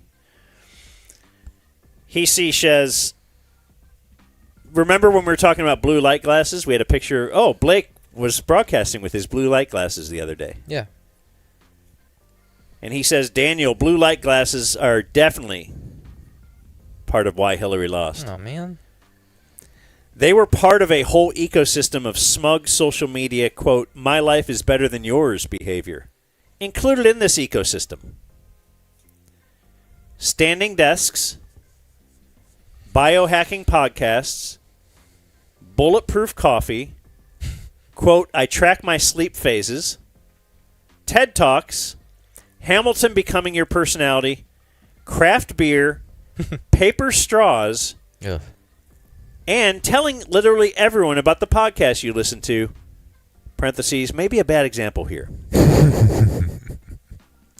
WHL is the smugness of every dork who constantly fights for a moral high ground that either doesn't exist or doesn't need to exist. More Blake, never punt, always take the points. From Jess. Yeah, I mean, My eyes don't hurt after I use those glasses. Okay. I'm not trying to sell you on a paper straw. I'm just trying to look out for my eyesight. Why don't you move to Somalia? yeah, if you love it so much. More on that tomorrow if you want. Yeah, I don't. Whoa. Whoa. That was the John Rocker stuff I Yeah. told you about. Oh, you have John Rocker stuff. No, I don't. I don't totally disagree with Jess. I just I would like for Jess, she to list like what isn't. What do you do that? How do you live not? It's such a foreign concept to me to not be self-important that I don't understand. Like, what do you do that's not gay in his mind? What is life like? What do you do? Well, you sit at your desk. You don't care how long you sleep. Like, you just stare at a I can tell you phone one on max super easy brightness. solution to everything you just listed, and you just become like an alcoholic. Like, you don't care about anything. Craft beers doesn't matter. You're not looking for taste. John submits a Roseanne Tom Thibodeau. Tom Thibodeau. That's a good one. Very Midwest looking face. Ice, ice. I wonder if anybody's done anything with that, like in the current climate. Used to, anytime you were watching a game that Tom Thibodeau was coaching, his version of like side funneling the pick and roll, he's like a defensive coach, and he was very loud. His version of like, I guess, topsiding and funneling the pick and roll was, he called it ice. And he was loud as hell, and he's a fat guy, and he would just be over there, ice, ice, ice it, ice. You could hear it every time. Remember basketball? I got a piece of audio for you here. This is from, I'll tell you it's from later. Do you guys remember the movie Jingle All the Way? Arnold? Yes. Yeah. And? I don't know. Sinbad. Oh. We probably have a copy of it on the shelf at the Game Day Men's Health Studio. This listener said that GameDay.dumbzone.com. showed his kids Jingle All the Way over the Christmas break. Now, this was on Disney Plus, and I had to rewind to hear it a couple times, but he said I had to do this rewind when the parade scene came on at the end. All the kids are stomping Booster after Sinbad tells him nobody likes him and shoves him off the float. As the kids are beating him up, I think you hear a little slur. Come on, Myron. You're taking this too far. Hey, I'm not going home without that doll. Hey, buddy, this ain't the way we rehearsed it. You know what? Nobody likes you, Booster. Oh, wow! Listen. We don't like you, Dad. We hate you, Booster. Is that what I thought it was? Yeah. Wait, what? So listen right after we don't like you. Wow! We don't like you, Dad. We hate you, Booster. Where do you think you're going, kid? No? I mean, it's, to me, when I did rewind it, it's the F slur. Okay, no, I did not hear it. Okay. I'm glad you did, though, so it doesn't make me just seem like a guy who's, like, looking for the word. We don't like you, Dad. We hate you, Booster. It seems obvious to me the more I hear it, but if not, you want to break the tie here, Lance? I hear it. All right. Yeah. Okay. That from Kevin Kelly. Oh. But you have to. This is He's been up here. a PG movie that is still on Disney Plus, and you wonder if they wrote that, if they tell the kid like just say whatever you'd say if somebody was getting beat up. A little improv here. Yeah. There you go. Garrett says, I would never ask you to listen to an episode of Call Her Daddy. I merely asked to if you would listen to the first 90 seconds of this episode, in which the girl who got famous for recording episodes about proper BJ technique is now interviewing former First Lady Michelle Obama. The episode played ask how she likes it. The episode played as an ad while I was watching an episode of Winnie the Pooh with my daughter. Seriously, just listen to the first 90 seconds, or 60. IJB for life from Garrett. Dr. Garrett. So, Call Her Daddy, did she actually talk about BJ's, or this is a popular... I tried to play some Kim Kardashian audio from this. Is this a left-leaning podcast? Or is it just a podcast of ladies? It's just a podcast. Ladies be talking. Yeah. I mean, I'm sure people say it's left because she thinks you should be able to get an abortion or something, but it's not her lane. It's not like I'm always just yelling about politics stuff. No. Okay. Clobbers me, you know. Oh, so wait. I don't. Let's pull it We're actually going to do it. Get to the start. What is up, Daddy Gang? It is your founding father, Alex Cooper, with Call Her Daddy. Michelle Obama, welcome to Call Her Daddy. Hey, Alex, look at here. To Call Her Daddy, I'm here. Look You at don't this. even know. Cool set, too. Thank you. Yeah. It is beyond an honor to be sitting with you today. How are you doing? I'm doing good. I mean, I'm personally good, individually good, feeling whole. But, you know, I need the an email world from a feels listener because I feel like nutty. I'm going to kill myself. And so We're only there's, 30 in. You know, that piece of it seeps in ways. But I'm happy to be here. I'm happy you're here. Talk How many to times me can you about say your that? outfit. How did you pick it? My outfit. Yes. This is a Meredith Coupe original, and It's as a we were shirt thinking and a about sweater promotions for the and tour, jeans. there is a picture that a lot of people have been showing of me at Princeton, and Was that a Meredith Coupe? had the idea of updating. This is the Can I show updated version. This on is one of the definitely Can I go stuff that pee? I remember- matters. All right, we I went don't want to 60. hear this. What's the point? I'd rather you pee in my mouth. That's the dude. I can't. I think it's just a My life is informational piece to, like, this is out there. This is getting 800 million views. Sure. And here we are. Having an impact. Holding our wiener in our hand. So, yeah, I recorded... Yeah, let me tell you something about that wiener. It works. GameDay.dumbzone.com. GameDay.dumbzone.com. I'm going at it all the time. No doubt. I put the Kim Kardashian episode into our little AI transcript thing so I could find some Kanye stuff. And I searched for the word like. Computer shut down? 732 times. It's like an hour.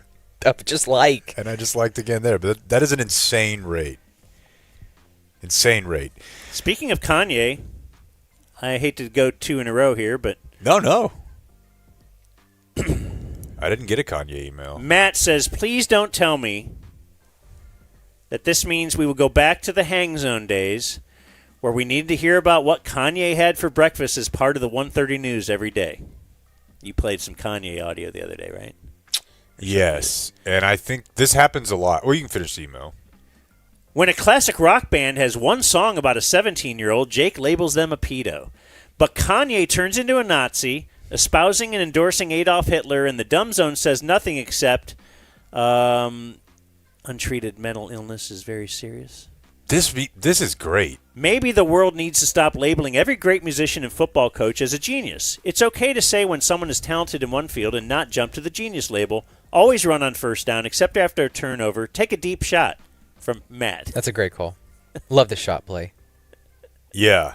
High EPA value there. That email is so dumb. It reminds me of sports talk radio ticket emails. I haven't gotten one that stupid.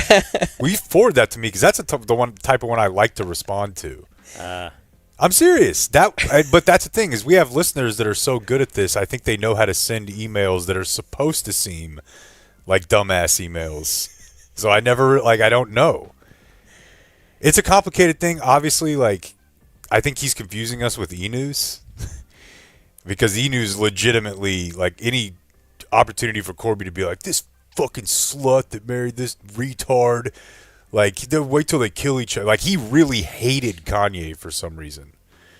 But I don't know remember that us we doing really. that. Yeah, that's what I'm saying. Is that I am interested. Does he have yogurt? Does he have eggs? Like, what is it that Kanye eats for breakfast? oh, the actual breakfast thing. I have some audio from Kim Kardashian on Kanye. Like the first thing that I would say, no, one caller daddy per year. The first thing I would You just gotta say force it in, dude. is that like Hitler was a genius, right? Like him saying, "You guys got to stop saying this dude's a genius. He's a terrible person." Like just because being super talented in one field and not in others doesn't that is a genius, right? So it doesn't mean it's not even really like a moral judgment or like is this person? Yeah, good? I don't know. I just know Beautiful Dark Twisted Fantasy is pretty sweet. Yes, we spent. I think that's the time we spent on Kanye is when Dan said, "I would like to spend 40 minutes of our 2-hour sports talk radio show once a month doing basically dissect on Kanye albums," and it was fucking awesome. Okay, I was going to say, are you upset with that? No, I had a good but time. people would get very pissed off. Like, what are they doing? Why are we? And I feel like this guy's thinking of that.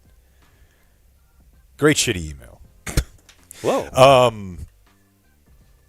Let's see here. This is an alert for Clayton. Clayton, are you aware? If I asked you what is the most legendary, like canonical fast food item to Jake, what would you say, Clayton? Can I guess? Yeah. Mexican pizza? It's up there. There's one that maybe only he would know. Probably a Whataburger thing. It's a Pizza Hut thing. No, it's a Pizza Hut thing. Jimmy Johnson. Pizza Hut is fast food? Would you call it like Cheesy Gordita Crunch? No, it is the triple decker pizza, which Jimmy Johnson used to do ads for whenever I was a kid. And it was a pizza on top of a pizza. Jeez. On top of a pizza. So it's just idiotic. Oh, you said pizza. Yeah. Do they have the is the crust stuffed with cheese? Because I really hate. It was before they only having. It was before they 3,000 calories. Where can I put some more? This looks like a pizza quesadilla. It's kind of calzone. It's kind of it's really a special thing. They have never brought it back. It was before they had stuffed crust, so it'd be interesting to see if they would try that. Triple deckeroni. That's what it's called. For $11, man, what a time! Yeah, but you have to think about how, dude. This would feed 4 people. You know, it was like getting deep dish or something. And a couple people sent me that they got ads for a new Papa John's double-decker that debuts this weekend. I'm on the wait list. I signed up. Of course. And I'll get an email tomorrow or Saturday. So if anybody else wants to get in on the party, like, it's not going to affect me. I'm already in. Hop in the queue. We briefly brought this up, but those suggesting we were talking about horses a lot. And the horses in Dan's neighborhood, and a couple people basically with just wait till Dan finds out that you can ride a horse year round. Dan's wife finds out. Like she's got to put the lawnmower up for a few months. Yeah, she'll be over there taking lessons across the street with all the other ladies. My last one, as we're in the season of college all-star games, we're doing the Shrine Bowl and this and that. Do you guys remember the blue-gray game? Yes, I remember hearing about. Like, I've never watched a blue-gray game. It ended in 2001. Is that like a reference to the Civil War? Yes. Okay. So maybe Jess is going to say that this is why Hillary lost, that we canceling the blue-gray. Now I will tell you, in 2003 at my high school, at 2 and 3 at my high school, our spring game was still called the blue-gray game. And how would you determine the rosters? Was it northern cities versus? Yes. It was literally just if you were Union in States schools and Confederate states, not state schools, but in Confederate states. So if you went to school at Washington State, you're playing for the Union. Okay, I didn't know, because there was no California back then and stuff, right? But that's a good question. Yeah, I didn't know. That is they a really weren't even good allowed question. in it. Yeah. Okay, but I see the main bit here. Okay, the main bit. Now, when did this become problematic? Do you think it was around the time they started letting black people play football and all of them played in the South? Oh. And they now started kicking ass? And for the Confederacy, like they all played for Team Gray. Oh, interesting. Like you got people from like a historically black college, an All-American, having to go play for the Confederate side. It feels slavey. And, yeah. They had to play. Wrought with protests for decades. I guess they... Well, I never remember any of that. I know. Me neither. It's probably one of those deals that... You say 01 it ended? 01, but it really started getting heat in the 70s. It stopped in 01, didn't have a game in 02, but it came back in 03. So what happened in 02? Just took a break? Yeah, I don't know. There's no COVID that we can blame for, no war. Oh, they couldn't find Maybe they couldn't find a sponsor because of the protests. Civil rights leaders threatened to boycott. It's a weird thing to sponsor. But it was back in 03, but then now it's gone? Yeah. Now it's gone, yeah. It only came back for 1 year. Who did they find to sponsor that year, I wonder? Like, who said, you know what? F these protests. So longtime sponsor Kelly Springfield Tire was pressured. They dropped. Woke. I don't see an 03 sponsor. Hobby Lobby. Yeah. Chick-fil-A. That was sent to me by a guy named Whitey. So, do with that what you will. Series a lot more even than I thought. Well, the war wasn't a blowout. I mean, no. Everybody fought hard. Blues did okay. I'll the last two. I'll end with one that says, "Dear guy who doesn't lose when it comes to the coups." Dude, that is the first time. That's the worst word in the sex vocab. Coups? Yeah. Just because it makes you like icky. Yeah. Yeah. It's the word ooze is bad. Mm-mm. But hey, we didn't make it up. I'd like to call your attention to a very important death anniversary for the wife of Edgar Allan Poe. Virginia Eliza Clem Poe, she succumbed to tuberculosis at the tender age of 24 on January 30th, 1847. So we're... Day before. I guess tomorrow. Yeah. But today's viewer mail. While it's noteworthy that her struggles with illness and death are believed to have affected his poetry and prose, where dying young women appear as a frequent motif, it's probably more fun to note that she married Poe when he was 27 and she was 13. But wait, there's more. Well, yeah. She was also his cousin. That's right. Poe pulled a Jerry Lee Lewis over a century before Jerry Lee Lewis pulled a Jerry Lee Lewis. Hope this is useful for you guys. Like Lee Corso, I'm just trying to help your show. From Dan. I just got an email from Jess that says, why Hillary lost is you guys trying to act like it was a big deal that Edgar Allan Poe fucked a fifth grader. Once again, I agree with Jess on all these things. Shut there up. probably wasn't fifth grade back in 1847, right? What did they have? Well, Just the funny thing is we we always do the it started when they were 18. They didn't know each other before. You want to do that at 13? It starts getting pretty weird. Yeah, well, he was lay the groundwork at 11. He's again a poet. He's a mad, it's when you're a genius on one level. I mean, he's just a genius, and that's how, if he didn't marry her and have relations with her, would we have the Raven today? What would the Baltimore football team be named? That's how we're looking at this. So thank you to his 13-year-old cousin. Edgar Allan Pedo. Yeah. Before we go to break, that's a bet. That's a high. It's not so much a high, but it's one I didn't want to talk after. Yeah, you're right. You're right. My bad. Tell you about one-day doors and closets. Julie has spruced up her Proud whole customer. house, right, with That's one-day right. doors and closets. So, what is the scene? They walk in. Yeah, they walk in. You tell them what doors need to be replaced. Usually, because they kind of suck. Mm-hmm.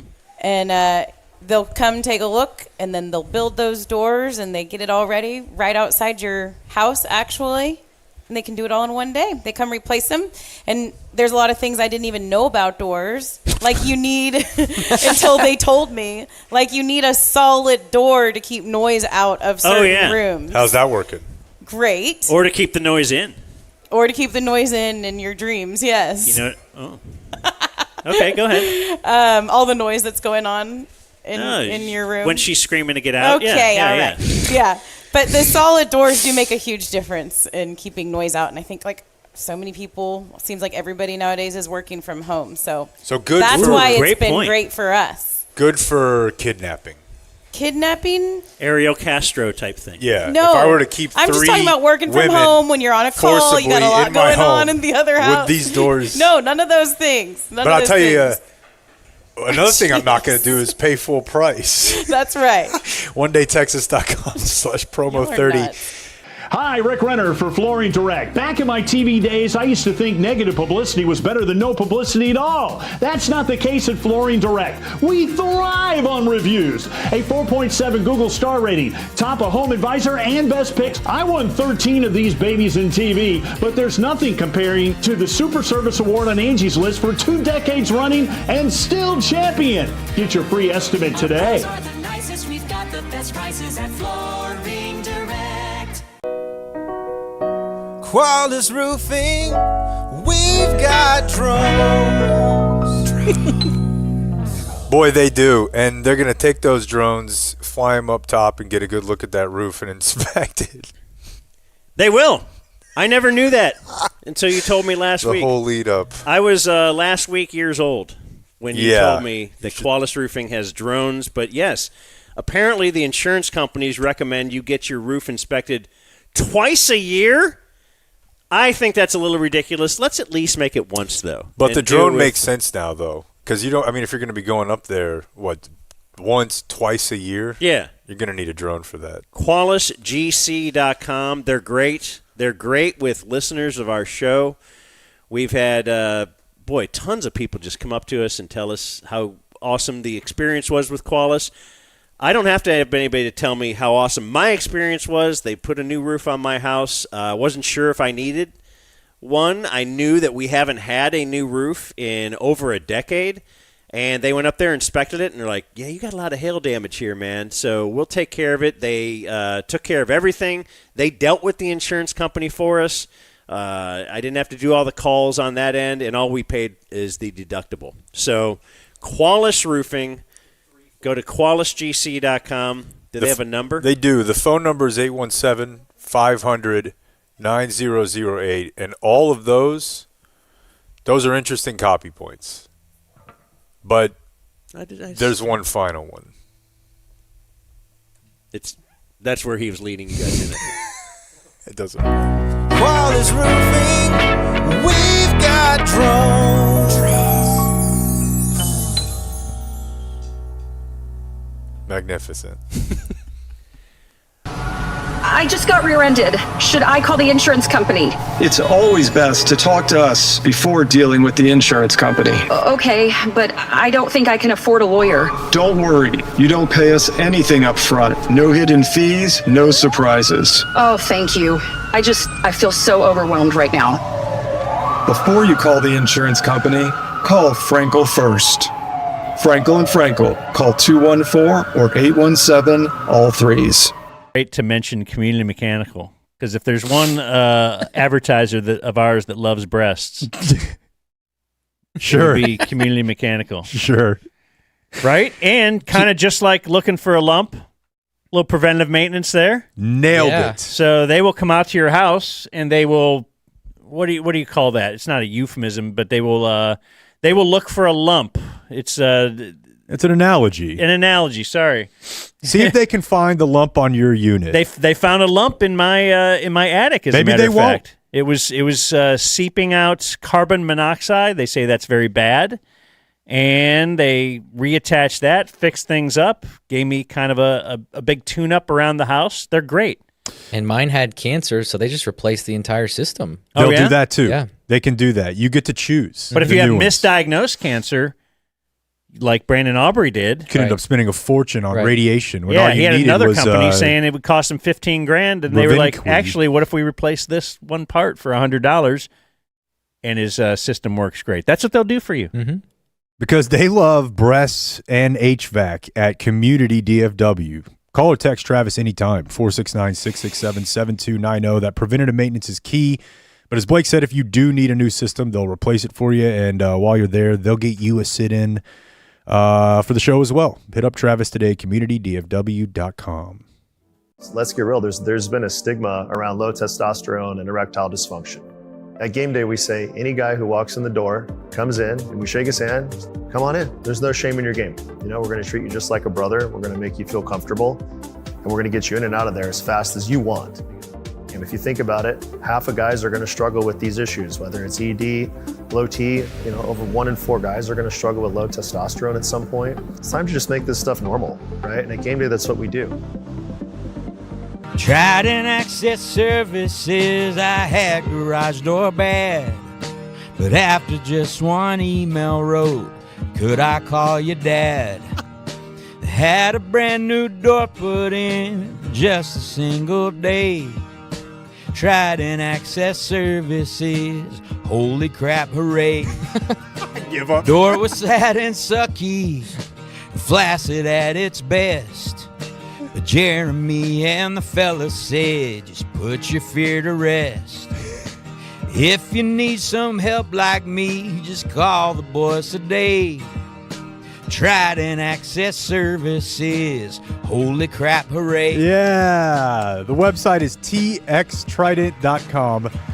Hit up Jeremy at 817-512-1212. And we learned through Grady that if you're a listener, you get 10% off. So a Herkle-Durkle is when you take the kids to school, you come back home, and you go back to sleep. That's what they do. That's what they're doing all day.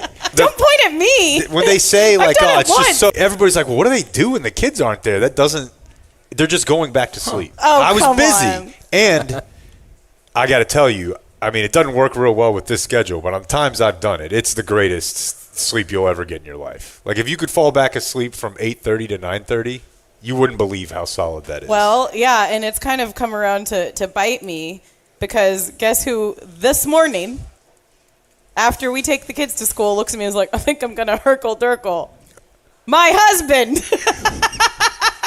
I'm over there like, you know, doing deals. It's all fun and games in the when office. they're doing it. Right, you wanted equality. They always want equality. Right? I go in to get ready to come here, and he's just snoring.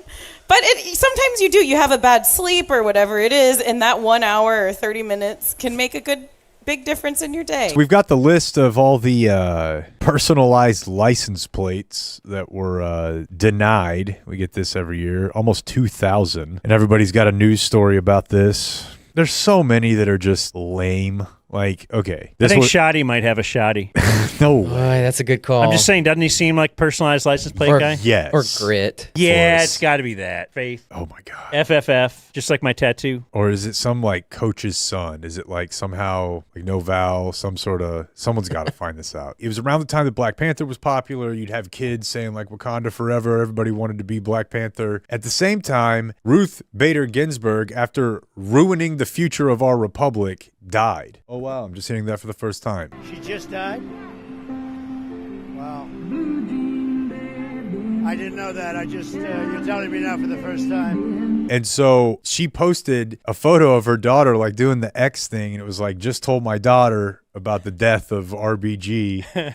And she's, you know, crying, said we'll carry her legacy on, Ruth Conda forever. It's a thing that people do.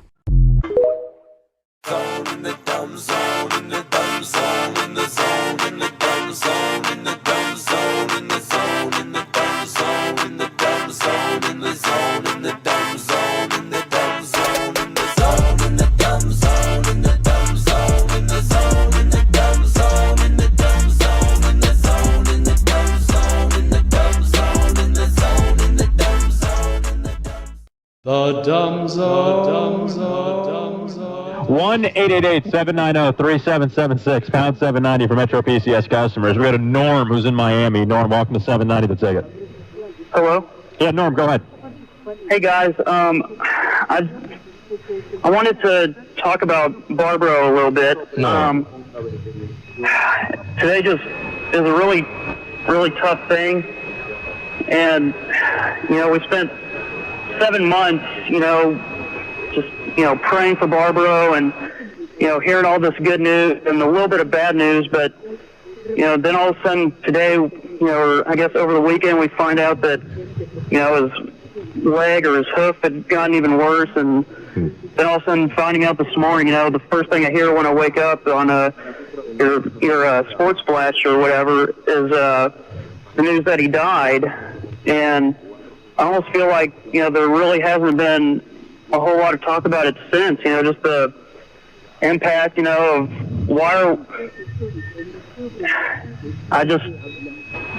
how can we let this happen? Why do we have to, why couldn't they have helped him live? It almost doesn't make sense to me, all this, wonderful medical technology, and we can't even fix a horse's bones. Just doesn't seem right. Norm, thank you. I don't know.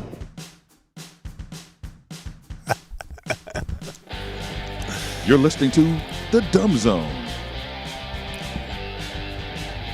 Do you remember when I heard something similar many years later? So today's Barbaro Death Day, 2006. But it was at least a decade later. I was listening to Howard Stern.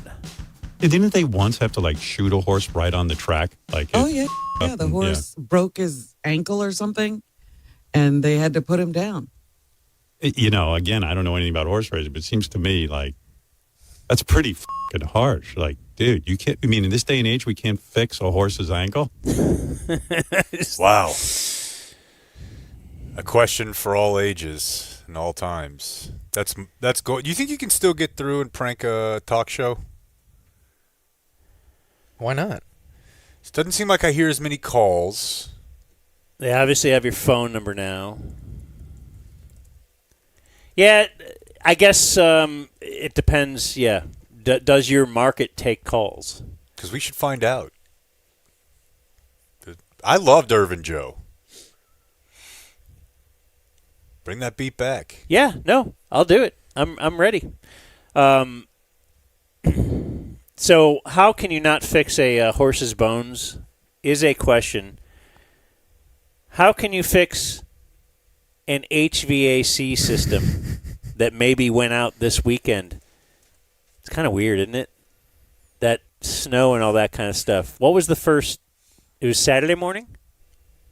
Yeah. Well, it rained Friday evening, which then froze Saturday night or Friday night. And then even today, the following Thursday, my wife's school got canceled. Mm-hmm. Many cases. She thought she went to bed thinking she was going today. And then she got up and got ready and showered and everything. And then she tells me, great news. Ooh, yeah? What's that? She said, I don't have to go into work today. And I said, that is just the best news I've ever heard. And you're like, well, I haven't showered in 4 days. Fantastic. CommunityDFW.com. Oh, yeah. Hit up Travis. They were working hard for you over the weekend. I was talking to you this weekend, and you were like, dude, the mini-split thing is real. You said it was so hot in your... It was the only... I need to get them to come out and take a look at the rest of my house. Travis and I were talking about that, too, just to clean up whatever the contractors did. But the part that the community did was the warmest part of my home.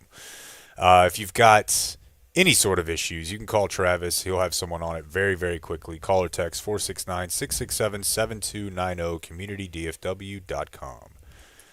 You should have taken advantage of the wife being all dressed up for work. Well, I had to shower then. That's true.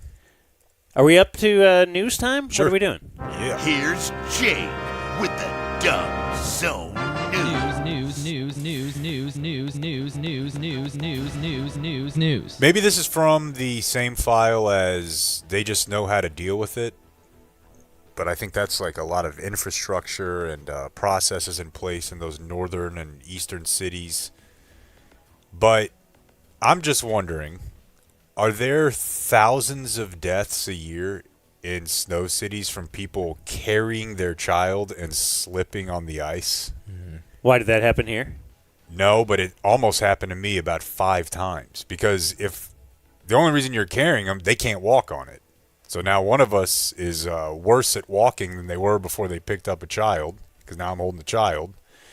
And it almost happened to me, I was very careful about it, but it's like you start to slip and you've got a kid in your hands on the street or in a driveway.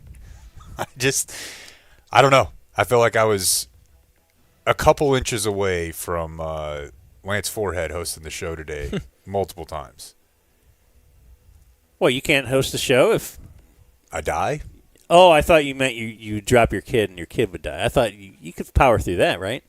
Yeah, I mean, the funeral wouldn't be the next day. Yeah. And I'm not going to be the one setting all that up. We do have a couple of snow-related stories. This one from Texarkana. It's a fun little criminal story.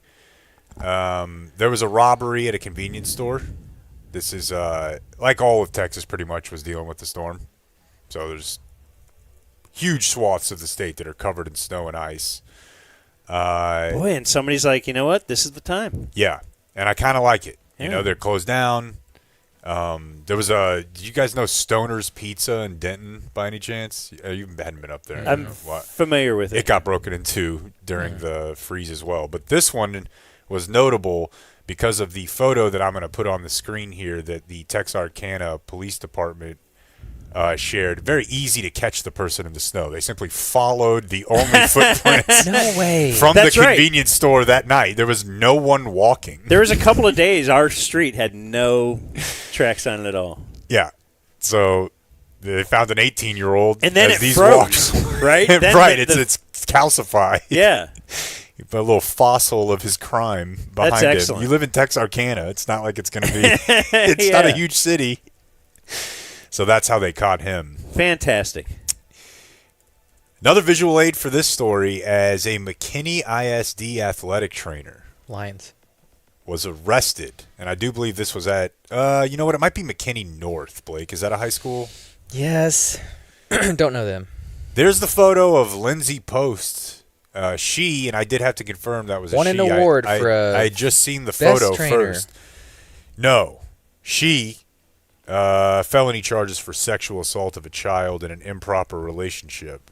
Now, when I first saw that photo, I thought that was a linebacker who has a lot of your linebacker type whites have ponytails. Mhm. And I thought, okay. Yeah.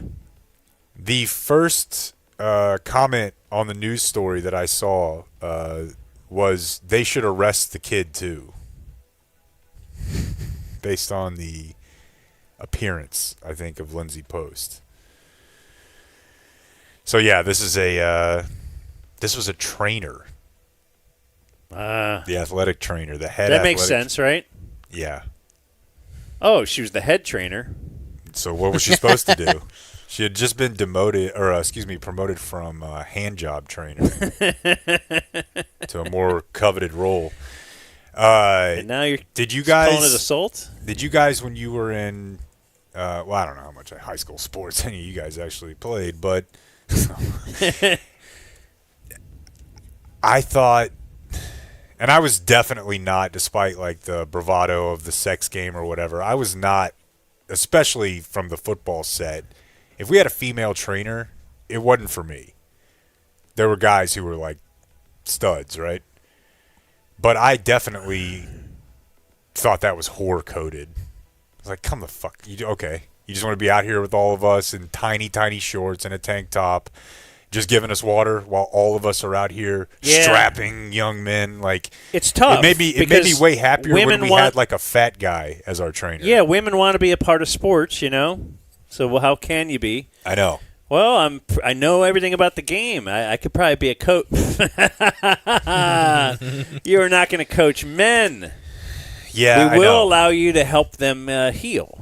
But yeah, now these girls are in the tea that's flowing. Insane, and it's not just the students either, and the players. The coaches are 29. Yeah, and so they're seeing a 16-year-old over here who's just constantly it's covered a tough, in water. It's a bad mix. It's a very bad mix. It's no one's fault. That's our general position. It's no one's fault. It's society. I have a story. I was going back through. This is a good thing about keeping notes. Is you can every few weeks do a sweep of what did I miss. And there was a story over the break that I missed that I wanted to tell you guys about. It is about a Russian billionaire an oligarch. He founded the app Telegram, which is either how you send nudes or how you coordinate like protests, or it's like a app that's safe. Like if you want to send stuff to a reporter, they're like, send it to my Telegram or my Signal. So billions and billions of dollars. He's 41, Pavel Durov is. He is back in the news because he is offering, as part of his fortune, to cover the full cost of IVF treatment for basically any woman under 37 who wants to use his sperm. Now, he will have some Jared Sandler-style cutoffs. You know, he's not just giving it to anybody, but it's pretty much anybody. Which would seem like that's a crazy move. Until you learn that he's already got over 100 kids through IVF. Are they in the same geographical? He doesn't have any relationship area with these children, but he does. No, but I mean, they eventually could. I didn't read the entire. Isn't that the doctor sex thing? Remember that HBO thing about the? Yeah, the guy was using his own guy. Yeah, yeah, and a lot of people lived in the same town and had dated each other, and that's a good point. Their I brother don't and know. Sister.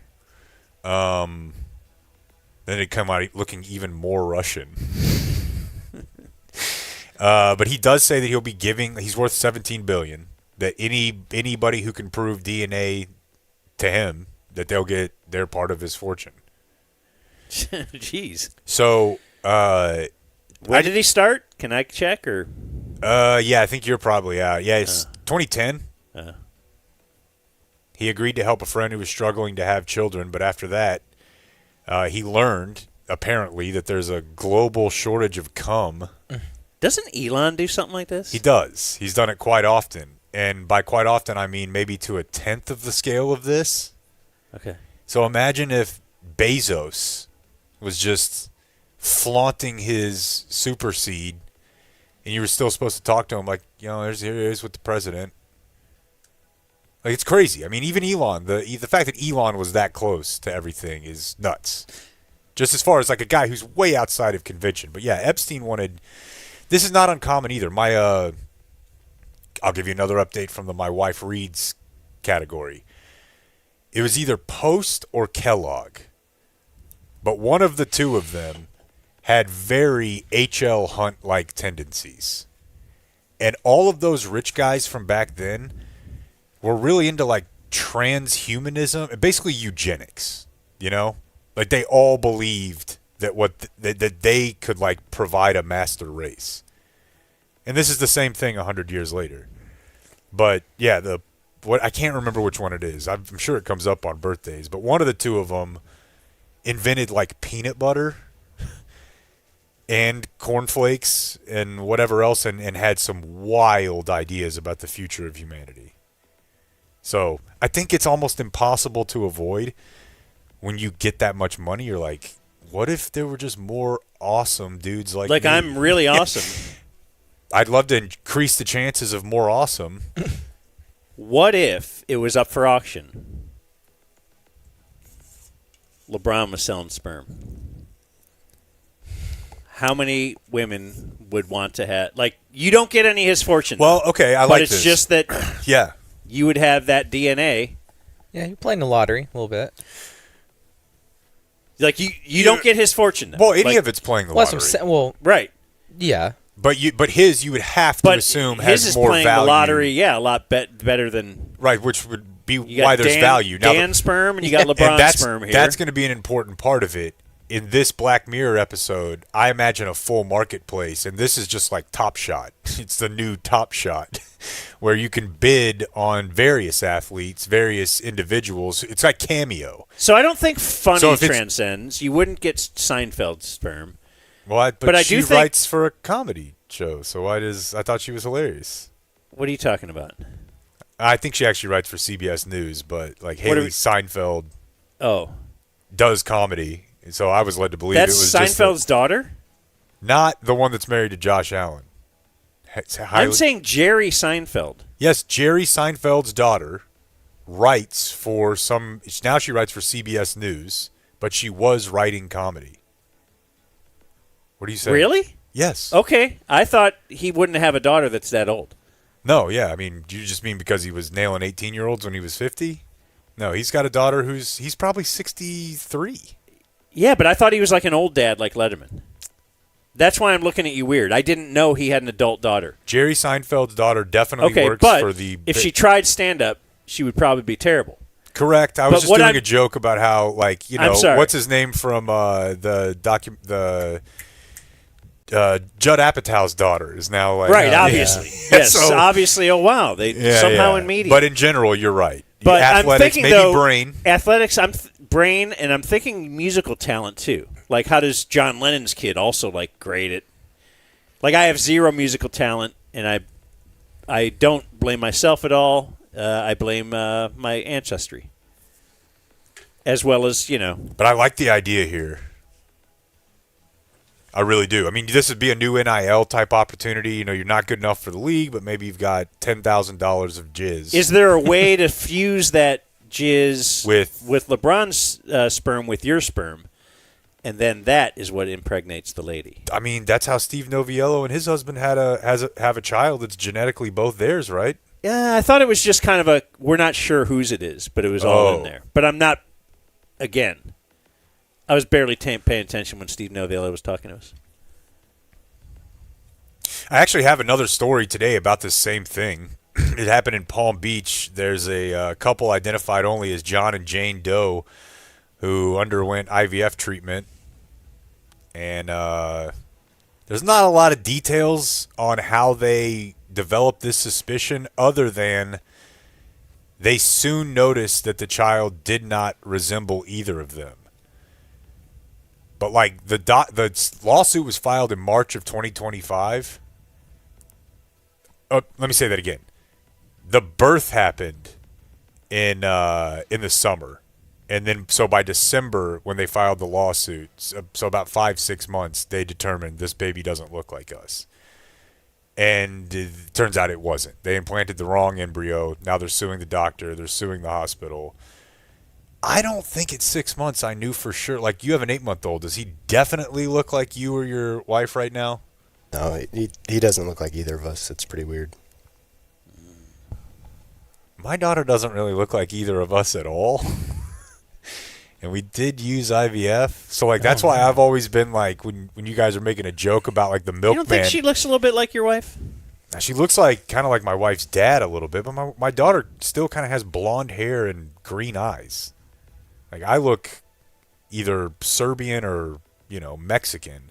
She doesn't look, her skin is very light. So this is kind of like I was worried about the Groobs call because I was playing it, but I didn't listen to the whole thing through this morning. But, you know, it's a minute and a half, but I was like, you know, but what if that wasn't the right cut and it ended weird or something? Ed Wallace could never. You know, that's the thing. Do they, after birthing it, like, you know what, let's just check our work.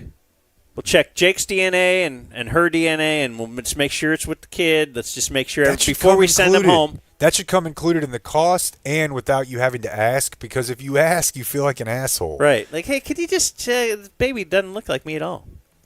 And then they're like, oh, God damn, you're right. And, like, it shouldn't be that way, because if it was a natural birth, not natural birth, but natural, quote-unquote, natural pregnancy, there's always the, like, suspicion, right? Of, like, I don't know, what was she doing? But with my way, I always assumed kind of like, well, no. I mean, I was there. I saw it shoot in. But you've heard about But it could have been somebody else's You've heard about a bullets mixed up baby in the hospital. Oh, yeah. That's actually happened. What would you do if that was the case and you found out when she was 10?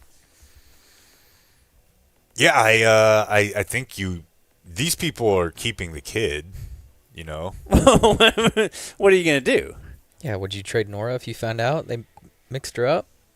If you told me at like 3 or 4 months, the first thing I would have said would have been, is there another one? Like, did the other one get What if you told born? her 3 or 4 months and your wife's breastfeeding and stuff? Well, that's why I'm saying my question would be... And you did skin to skin already. Yeah, this trash. But wouldn't you ask, like, did you guys give ours to them? Mine. Because then you could just switch kids. And what? if you were like, okay, we realize you gave someone else's to us. At 4 months? Yeah, like, did you give ours to someone else? Because also, I think there's a chance the biological parents of that child who are in $50K, they might want it. Yeah. And you might have a chance to just cut your losses here. It's just like firing D'Amico Ryans after 1 year. Or not D'Amico Ryans, but who did the Patriots fire? Or am I blanking on his name? Jared Mayo. Gerard Mayo. Like, look, you could get out of this. Give them their kid. Work it out. Did you have... I wanted to make a misogynistic comment because we were doing Business Wednesday yesterday. Thanks, Sean. And we saw that we were looking at some of the numbers. Like over 90% of our listeners are male. So I think it would fly if I had just mentioned. Did you guys know Ilhan Omar is hot? Took her getting blasted. Well, I never in the really face with saw liquid, her. like, I've till she seen was her wearing covered. like a thing over her head or something, and She always wears. Did she had it on last night? Yeah, but When like she got then I sprayed. saw one like she has a. She did not do the Punky Brewster. She like whatever Punky got rid of. Okay. Yeah. Did you guys know? No, I don't know that Had I anybody really ever knew. like? I never knew until you told me who's the old lady, Nancy Pelosi. You told me a couple years ago about her, and I was like, My "Whoa, God. there we go!" Like, what? How did we not know this for all these years? Incredible. Milker of the house. Yeah, Ilhan Omar, I've always Is that thought a thing she was... people have said? No. Oh, okay. Very nice. Probably because it's not funny. I've always thought Ilhan Omar was pretty. And I'm loving it. And it does go back to TC's thing. You know, during COVID, TC started one of the podcasts he and I do just by saying, I think the Muslims have it right. The less you can see of their face, the more your mind can wander. Maybe they're actually really hot in the other 70% of their face. If you just cover the whole thing up. Yeah, you don't know. You don't know. You're just guessing. Like, I don't know. And it's probably good for the curves. But, I don't know. She can't marry you. She already married her brother. Or something. I don't know. And our final story You should is hear about that, Edgar Allan Poe. Sorry, Jess. Twin Peaks. Nico Harrison's favorite restaurant has filed for Chapter 11 bankruptcy. So, like with all these, it doesn't mean that they're all closing down. It just means they're, what do they call it? Reorganizing, shuffling our assets to maximize stakeholder interests. That's all it is. Skirting This debt. all seems so scammy. Yeah, it's like you hear about bankruptcy, that's the worst thing ever, right? Like No. if you went into bankruptcy, I would say that's terrible. Let's get a GoFundMe for Jake. Dude, this is a big part of my like I love my mom a lot. She listens, whatever. But she had some diatribes she would go on when I was a kid. I think it was As the World She Saw It. Reagan Republican, very self-made, owned her own business from like Bootstrap. 17, as much as anybody I've ever met in my life. So she was, welfare queen was a word that we heard a lot. And also, enough of my aunts and uncles had declared bankruptcy that I knew that was like a get-out-of-jail-free card, to the extent that if your credit's going to be bad, but like if you owe people money, you don't have to pay it. Because she had been subject to that many times. To other people. Other people declaring bankruptcy, and, it was just another sign of, most of it was just how are we getting screwed? But I developed early on the idea that bankruptcy was actually just how scammers stay ahead. And in the case of Twin Peaks, they're public. They went public about a year ago, which is insane to imagine owning stocks of Twin Peaks.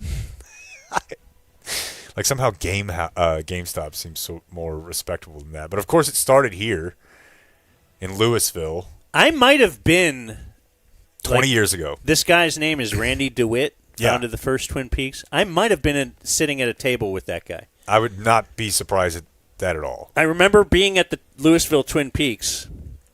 It was early, it was the ticket with a sales guy, and it was potential, advertiser coming up or something.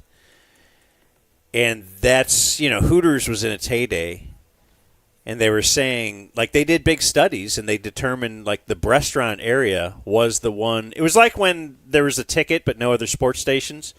Like, boy, this is a large group of people that would like this kind of, guy talk, sports talk, or whatever. That's why 2 other stations then pop up.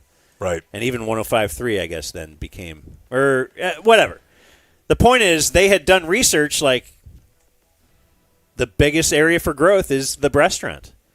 And then we got Twin Peaks. We got that one that Ludwig owns. Remember where they wear basically strings? Oh, we went there, didn't we? Yeah. What was it? It's over by Frisco by the ballpark. Knockouts. Is that was that it? Maybe. I remember going to Knockouts and being like, "Oh my god!" Like they were almost naked. Yeah, like I feel like there's. But it wasn't redneck heaven. Coos in my waffle fries. Oh. I thought you said not to say that word. Yeah, but now it's on my mind, and that's all I was thinking that day. Is like their genitals are too close to the food. Yeah. Like Hooters could never. I think we did a guys' night out there. Yeah, I think you're right. I remember hearing exactly what you're saying. That one of the guys who started our group, I don't think it was Twin Peaks, but it was like Tilted Kilt or something. Same deal. It wasn't. They might even have been. They were not even in they were just investors, and they might have even have been like I don't know. It was some line of work where you're like, it would not seem like this guy's going to buy into restaurants, but the whole market just indicated this is the last vestige of money. Yeah. In restaurants. There's enough pizza places. It was like a there's dentist or something. Yeah, so let's get into this. Yeah. And I guess they did pretty well if they went public. Yeah. Well, and then they went bankrupt. I do wonder, the real American dream. I wonder how much just porn has killed their. It absolutely has had an effect. Like, should you have a rub one out before you decide to go to Tilted Kilt and see if you still think it's a good idea? I do that for a lot of things in life. All right, there's your news. The Dumb Zone News. Like and subscribe. That was a good news. So we have a new sponsor, and actually, it's great. I'm going to put my wife bit to the test here. Nice. Because this will work. I'm getting her a Lola blanket for Valentine's Day. But that's the move. Yeah. That is the move. My wife actually put me onto these some time ago, probably through the miracle of the IG, but we haven't upgraded blankets in a long time. Yeah. Just sitting there being the old sort of blankets. These are super, super soft. World's #1 blanket, crafted with ultra soft luxury faux fur. Very warm. Would have been nice if you had it over the freeze these last few days. These things are excellent. You have a blanket. Now you need a Lola blanket. The XL size, just cuddle up in there. Sunday scaries no more. With Lola blankets. Lola blankets. Use the code DUMBZONE at checkout. It's lolablankets.com and use code DUMBZONE. That'll get you 40% off select Lola blankets. 40%? Damn. When they ask you where you heard about them, it is important that you let them know it was us, the Dumb Zone. So wrap yourself in luxury with Lola blankets. Valentine's gift. Valentine's gift. The holidays are upon us. Oh, they got weighted blankets? No doubt. Bro. Matching pillows? What are we going to do here? The best. Lola blankets. Promo code DUMBZONE. How about some viewer mail birthdays? Happy birthday. Thank you. Did any roll in during the program? I sent you one. You sent me one. Well, happy birthday, Blake. When is your birthday? May. You'll be gone, so hopefully it's not mentioned on the show. You don't like birthdays? So if I get an email from you, it definitely... You're not planning Blake's birthday party? No. Dude, I'm still kind of 5% worried. So just let me know if you get an email from me. Because I don't think I did. I will let you know. And I think the reason that it worked out for me is that I think I have to type in my password on my phone. And I don't know it. So... I would have Okay. to look it up. So I think that's saved. I don't have an email from you, but I have one from Lola Blankets that says my shipment is on the way. Nice. I'm not kidding. I ordered one for. Well, we'll see. If I like it too much, I might just keep it for myself and tell her I forgot about Valentine's Day. Another mop. Every day is Valentine's Day with you, honey. Oh, what was I doing? I was looking for viewer mail birthdays. We have Dear Cumshot Commander. I'm writing to wish myself a LeBron's first and second number on the Lakers' birthday. For my birthday, I want to put the call out for any DFs to supply me with a $5 Taco Bell gift card. That is a much more reasonable request than sweet tickets for you and 3 of your friends to a Stars game. Shout out to the DZDFFL. Can't wait to see the boys on the stream in March. What is that? Some listeners got together and made a fantasy football league. I think there's 12 of them. The winner got a sit-in. The loser has to wear a costume. Yeah. And the let's do loser something is like that. Potato Man, who gave me all the fries and potatoes, and he's a big boy, so I'm excited to see what they come up with. I think he's coming to the sit-in, too. Wearing his costume? I hope. Leaders. Blake's grandpa getting pegged. Future UFC broadcast with Romo, Nance, and Rogan. The Uber Eats driver that killed Clayton's neighbor. Keep cranking and spanking and never punt from Nathan Parker. Yesterday, I got an email that said, "Greetings, conquistador of the coin purse. Today is the birthday of my good friend and great DF, Mariola. Her leaders are Bud Dwyer's manila envelope and wide stances at urinals. Punt whenever it will infuriate Brad and Babe. From self-proclaimed good dude Wes." I think they're all for punts all the time. That's flag football West, right? BVB. Yeah. Dude, I'd love. Okay. Do you guys think that there's anything to this? Like, it's not. We were talking yesterday about, like, we talk about it a lot. Like, oh, you want to do a bit? Is it a ticket bit? Like, you guys playing the girls in basketball. Great bit. Mm-hmm. TC out there doing interviews at practice. The whole thing was just awesome. I did not play by play, but like sideline for 3 or 4 of those BVB games, and I would like to see my male team play the best of them and see what would happen. Why, you think you'd get beat? I don't know, and that's why the ticket in the girls was interesting. I don't know. They are very good, but I just wonder.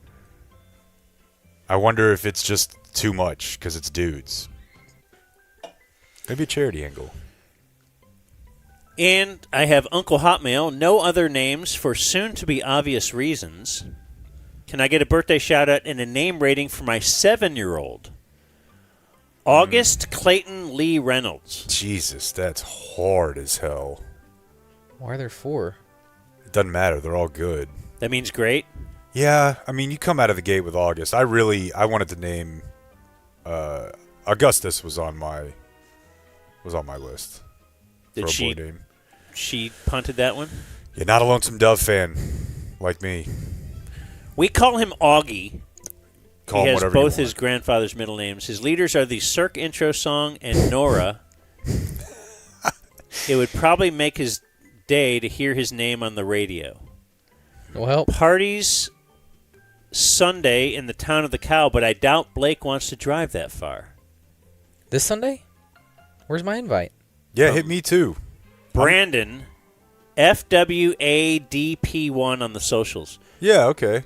So wait, hit you too? Are you just do whatever Blake does? Yeah, I've been invited to a couple now. So you're looking to take your kid to? Yes, possibly. It's a great time. Now the football's over. I know Blake's got a lot going on. I feel like it would be easier for him with 2 kids if I was there with 1 kid. Just want to help out. That's just who you are. Mm-hmm. Let's see what's going on here. Oh, wait. Gosh darn. I'm going to get an ad. I'm not going to do it. Dude, Come on. You got to pay on those sites to make the ads go away, man. This is just YouTube. You want me to pay for okay. YouTube Premium? No. I was trying to. It sounded like a lady yelling. So I was thought trying to maybe fire it was an up adult site. I wanted We to. know he already pays for that. That's true. I wanted to listen to a little more Michelle Obama, but if you fast forward. No. Game Day Men's Health presents GameDay.dumbzone.com. in history. Game My wife. Day Men's Health. That's penis. And But today is Thursday, January 29th. On this date in 2007, Kentucky Derby winner Barbaro euthanized. Just 2 days after the latest surgical procedure was unable to help the colt fully recover from catastrophic injuries suffered during the Preakness Stakes the previous May. Oh, I didn't realize it was that long after. Oh, I have a visual for this one if you want to see it on the YouTube.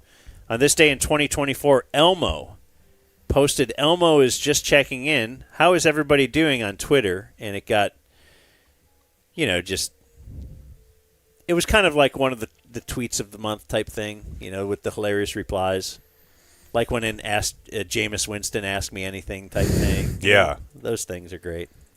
Now, do you think that was written by the pedophile that was the voice of Elmo for all those years, Kevin Clash? And maybe that's why, or was it... Was he local? Wait, that wasn't a local show. Barney was local. Yeah. Are you familiar with Barney, Blake? Oh, that's right in his... Huge. It had to be. Yep. I was too old for Barney. Did you ever get to meet Barney? No.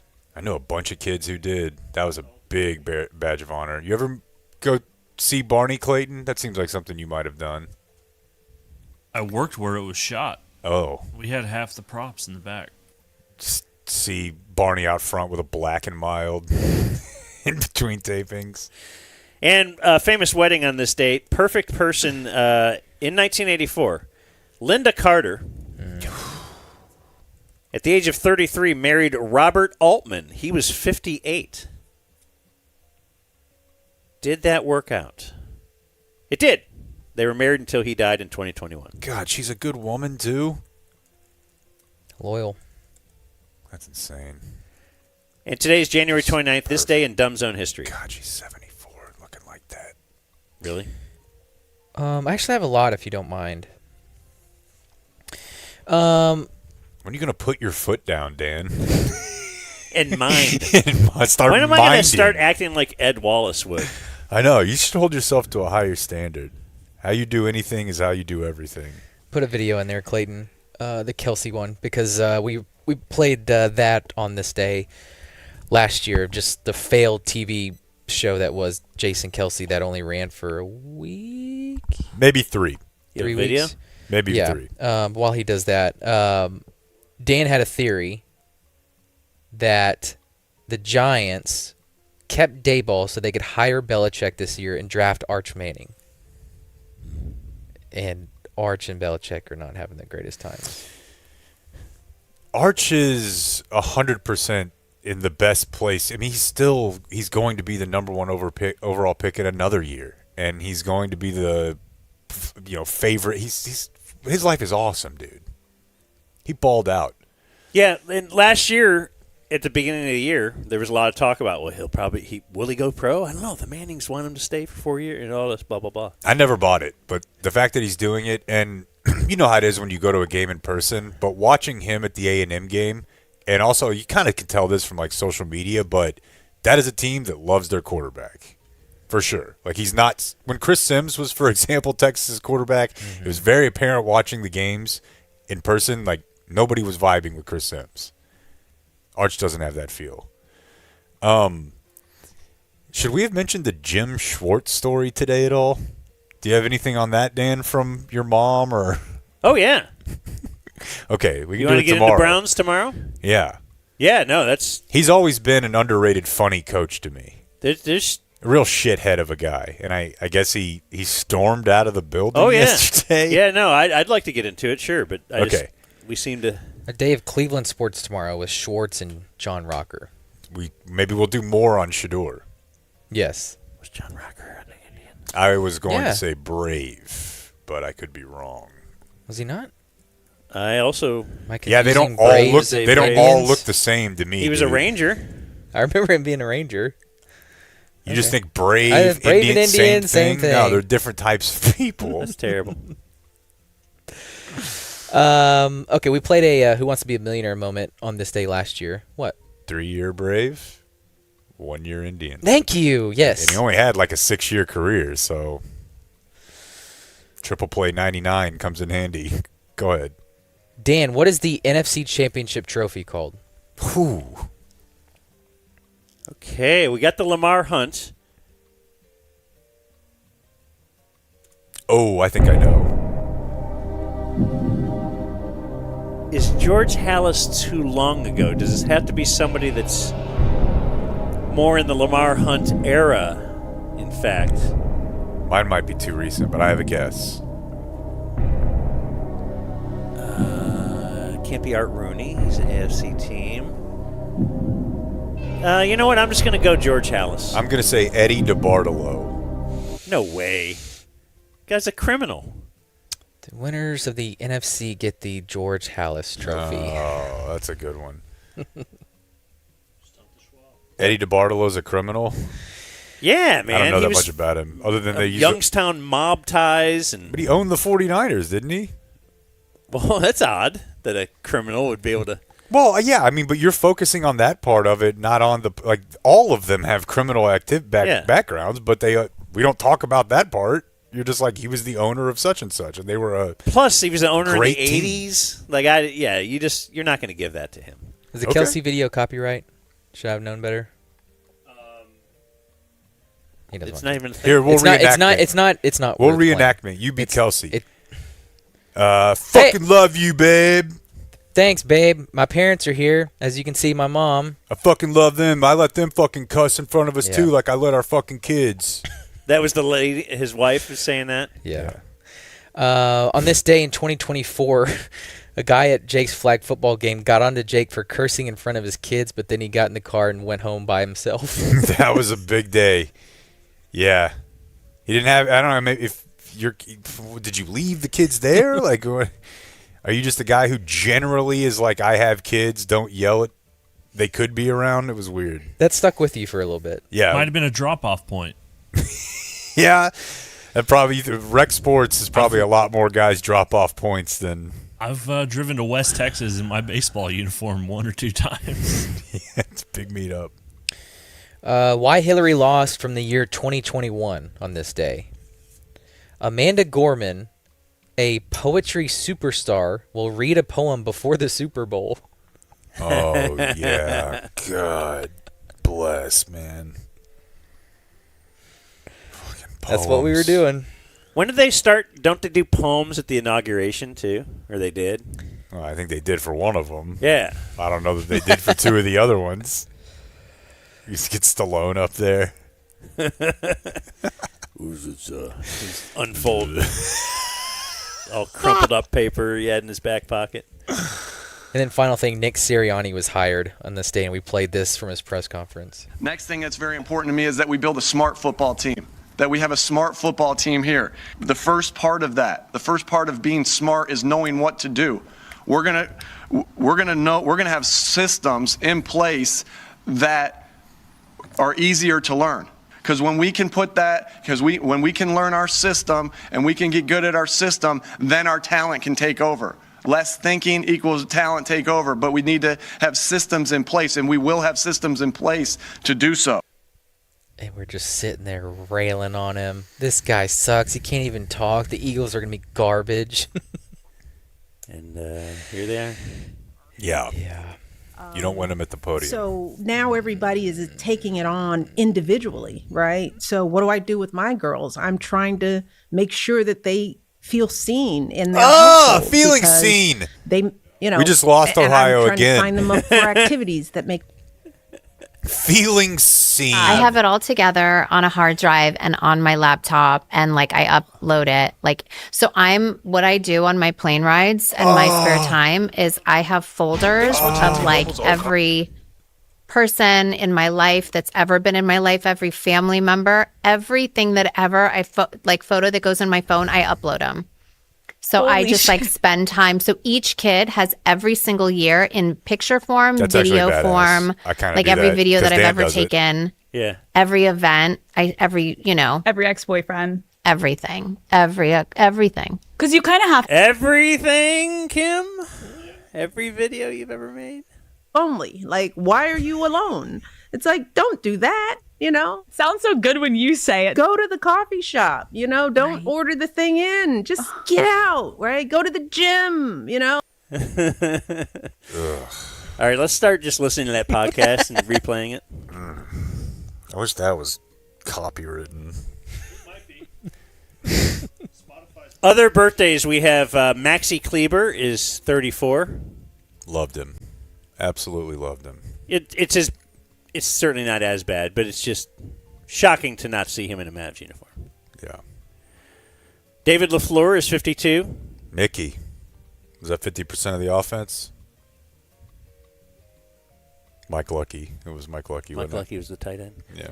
Xavier Leggett is 25.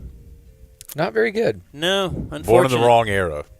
Well, the right one relative to some other eras, but the wrong era for a receiver of that type. What kind of a receiver is he? He's a big-bodied X. We don't let that. There's nobody who looks like T.O. in the NFL anymore. But why? Because why is that not working?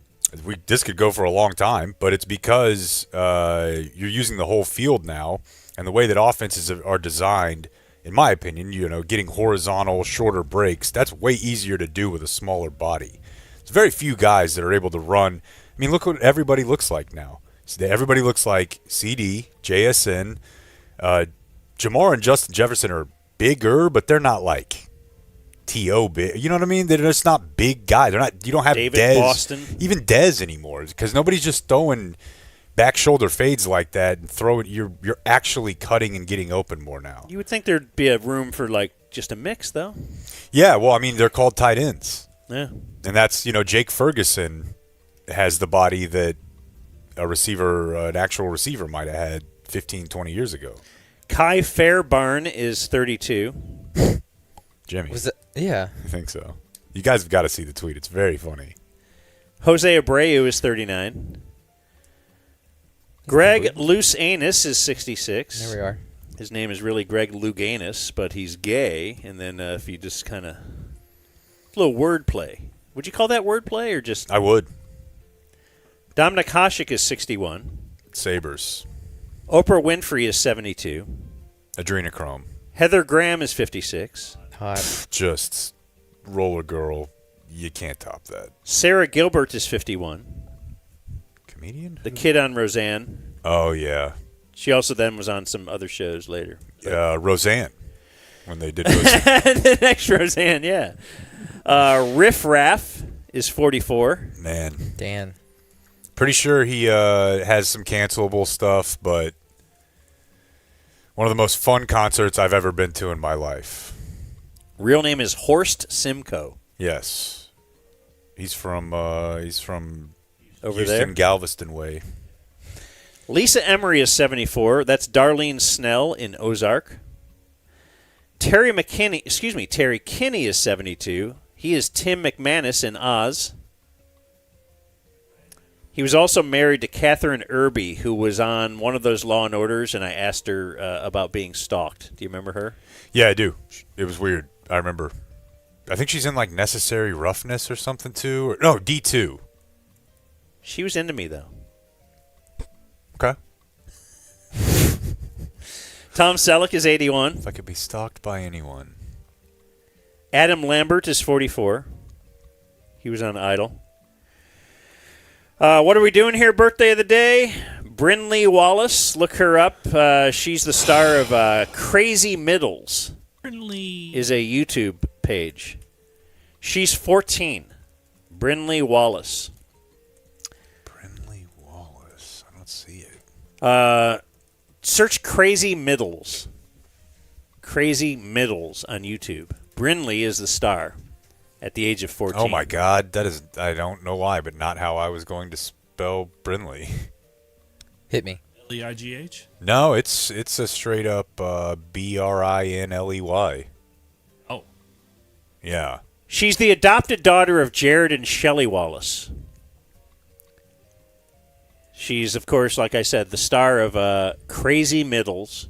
Oh my God. 822,000 subscribers. She was adopted into a family of they already had 15 other kids. They're at 22 now. God, and dude. her birth name is Karma. And they let her pick her own name, and she chose Brinley. That sucks. And she has, 822,000 subscribers. So, yeah, what's going on here? What's going on here? What are we doing here? That's my reaction to this entire YouTube page. I'm confused. I feel like I would be okay with the government getting involved. Do you know what I mean? At 5 or 6, yeah. I don't know. And our Dumb Zone birthday of the day, Rachel Yucatel. Wow. Is 50. She was Is she an the OG the for first Tiger one? for a long time. Yeah, but she was like holding it down for him for a long time. She was like booking him other girls and setting him up, showing him the ways of Vegas. So how do you know? You know her as she was Tiger's Yeah. main side piece. Yeah. Is she the one that had the voicemail like, hey, get your name off the phone? I think so. Well, she's now listed as... Yeah, this will be good. What do you think her profession is now? Entrepreneur. American media personality. Uh-huh. Journalist. Oh. Crisis management consultant. Well, you know. Been there, done that. And... Influencer. Podcast host. Oh. Wow. Ooh, let's guess the name. Ooh, of her podcast? Mm-hmm. Song be the end of the show. Let's see. Don't Yucha kiss and tell. It's will, something will about that song flag us? I think it's an original. I know, but then you put your own original on YouTube, and all of a sudden now you want credit. Fuck all this. God, this sucks. It's just a whatever, stupid way to have Go to ahead, create Blake. anything. Misunderstood. I meant to hit that one. We're happy with it. Dude, I saw one the other day. I mean, that would have been a good answer. I'm totally fine with it, other than Lance. It's Carrie Champion and Jamel Hill, and their new podcast is called Flagrant and Funny. Like, is there any chance that something is funny if you're like, this is funny, and we'll put it in the title? The answer is no. Back to you. Do you know I have a bumper sticker with my face on it from Dayton? I don't. No, I need Raymond to remake it. Yeah. And I would love to get those in a station- mass production. I can find them. I'll find them for our next GSE video or show. something. Don't you kind of want to hear the intro? Yeah, go ahead. Do you want me to finish my bumper? My. I made the transition out of the military, but I didn't want to stop. Let's talk about Immigration Nation. How did that come about? Okay. I made friends in ICE. Oh, so she does the preview thing. For our journalists, you are behind the camera. Shaul Schwartz and his wife observation. Yeah, I can't do it. All Well, right. the bumper stick in Dayton, they were like, "We're going to give you some promotion. We're going to buy bumper stickers, 1,000, 2,000, whatever. Give them out." Because I was on from 3 to 7 or something, 3 to 6. And it'll say Dan McDowell Show, WHIO Radio. And they're like, "What do you want on it?" And so I would do the never listen bit. I did that then. All Very our good. guests, hey, I'm Victoria Jackson. I never listened to the Dan McDowell Show on WHIO. Okay. And I said, there it is. I never listen. I never listened to Dan McDowell. Whatever. It's negative. So they ended up putting live, local, funny. Dude, that for you, that rules. Like dressing you up in a little school outfit and parading him out. Look, he's funny. Be funny. Be funny. Funny guy. God, it sucks. Just the look on your face. So her first episode. And imagine me just arguing with him. Yeah, oh yeah. Like you can't. It's not good You're to do no that. Ed Wallace. First episode of Misunderstood had a TMZ reporter, then it's Dr. Drew on love addiction, then Perez Hilton. That's a name I haven't heard Jana in years. Kramer, Rachel Chatz. Drew or Perez? Perez. And then her latest episode is documenting ICE agents in detention centers. She knows how. Hey, she knows how to find a lane. Unbelievable. Wow. That Rachel Uchitel. The one before it, the truth about stem cells. Golly, this sounds like a failed Blaze Media podcast. January 15th, little pedophile on the prairie. Okay. Why not? Awesome. Born on this day now dead, I give you Rob Baronis. Kicker. Mm-hmm. A kicker, had a NFL record 8 field goals in one game. Also, I've recently learned there's some question about his death. He died in a car crash. He was married to Terry Bradshaw's daughter. Yeah, that's right. And it's a really weird story on that. There's some conflicting reports. She did call 911 and just kind of said we were just watching a movie at home with a friend, and then he just got up and left and didn't come back for 2 hours. And then but then those who saw his car crash are like, yeah, he was raging, he was drunk, I don't know. It's a weird. I there's just a lot of questionable. Let's look in. Maybe Rachel Uchitel could really get to the bottom of this. Yeah, just figure this out. And then dead on this day, still dead. Of course, we have Barbaro. And At that's the age what of 3. happened on this day in history. Now we have closing remarks, and that is brought to us by Frankel and Frankel, personal injury attorneys. We don't want you to. Well, do we want you to get in the car accident? It's hard to say. I don't want to say it would be the worst thing if you did it, especially if you were to get seriously injured and need someone to fight for you against those insurance companies. You call Frankel and Frankel, 214 or 817, then dial all threes. You will always talk to a partner when you call up, not some idiot like Blake. You'll talk to Ed Wallace. They're Ed Wallace. You're not going to talk to Blake. So, where'd you come from, Lance? Far away, right? Far drive? Alito. And maybe there'll be some ice patches. Who knows? You careen off. You're in a ditch. You're barely hanging on. But you know who to call, right? All threes. So thank you, Frankel and Frankel. Now, we had discussions yesterday on Business Wednesday. It's Programming Wednesday. We had a programming meeting. And we discussed a thought of, are we going to do the... Yeah. Are you into instituting, we're slapping a preview on the front of the audio podcast? Do you usually do audio, or do you watch the video, or what? It's mostly audio, but I'll slip on a video every now and then. I think that's most people. Yeah. Well, I got it pulled up here. You have the bed? Yeah. How long is the bed? Well, it's 17 and fade. Okay. Okay. So I'll just fire this off. I'll go first. I got to remember, what do we do? Yeah, I just looked down. I don't really know. So I was going to go. Oh, we talked to Belichick, right? Am I up, Blake? Mm-hmm. I am? Okay. We talked to Belichick? Yeah. What did we do today, Lance? We never remember. Do you remember? Like when you're listening? Oh, Ed Wallace died. We had an Ed Elmo Wallace. Kempspin. Hall of Fame. We had the blue-gray. We break down the death of the blue-gray game. Wait, should we just be doing this with the bed? Yes. Yeah, that's what I was saying. All right. I'm just going to fire it off. Let me pull my thing back up here. Today on the Dumb Zone, did Terry Bradshaw's daughter murder Rod Baronis?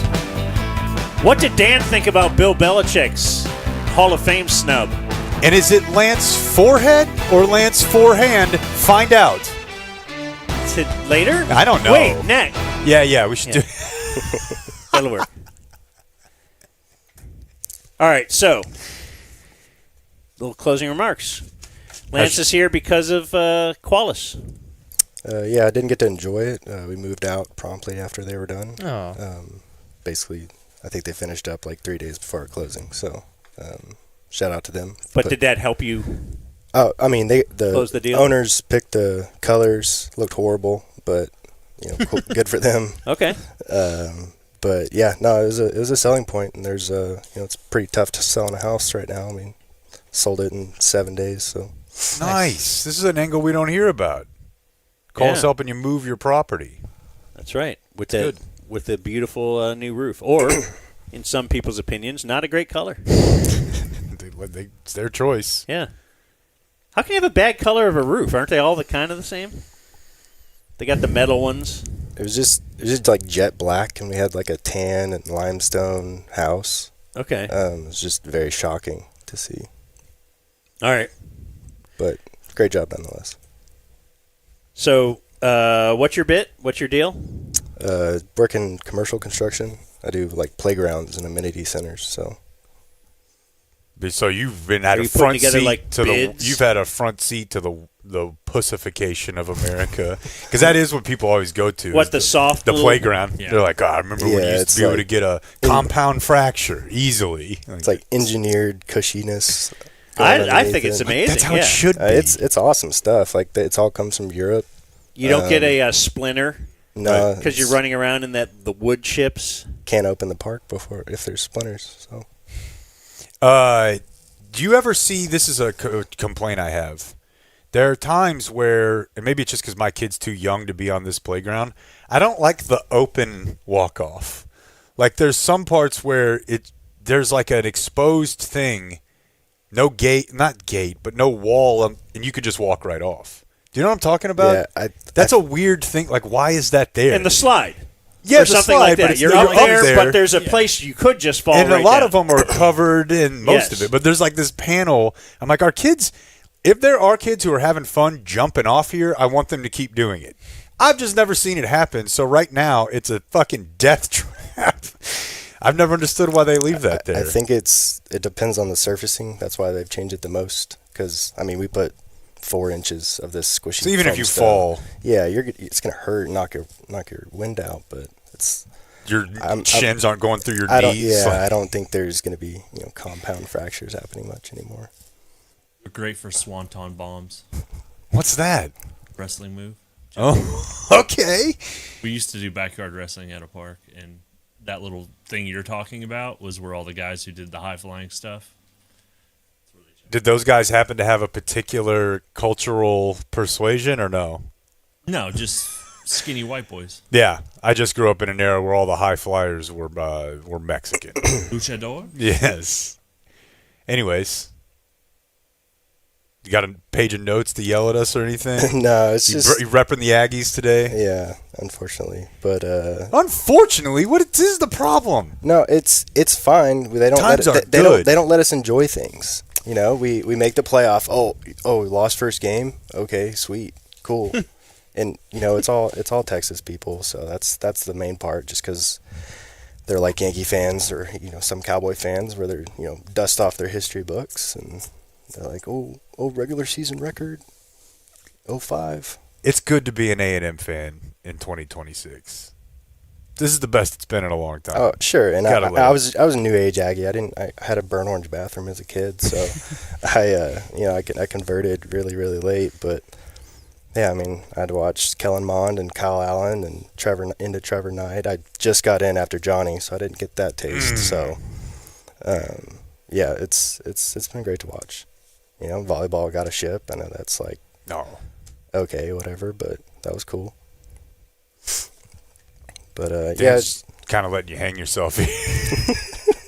Is it looking for something? Yeah, I was looking for the Tiger song and I can't find it. Oh, so I thought you might, have a better conversation. Well, No, we I'm were just kidding. good. Then I didn't know if you were looking to play the end. No, I was trying to play the. I can't find the Tiger Woods voicemail song.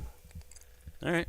Well, good for you for getting out of the house today and getting a new roof for someone else. Yeah, we appreciate it. That was awesome. Adios, mofo. We gotta go before this becomes a zoo. Thank you for watching my video. Subscribe and type for my name if you want to watch more of my videos. From the pitch to the gridiron, he's number one, 60 plus is nothing. It's a Brandon Aubrey show. Na na na na na na na na na na na na. Na na na na na na na. Brandon Aubrey show. Na na na na na na na. Get bald. Na na na na na na. Get checked. Na na na na na na na. Brandon Aubrey show. Na na na na na na.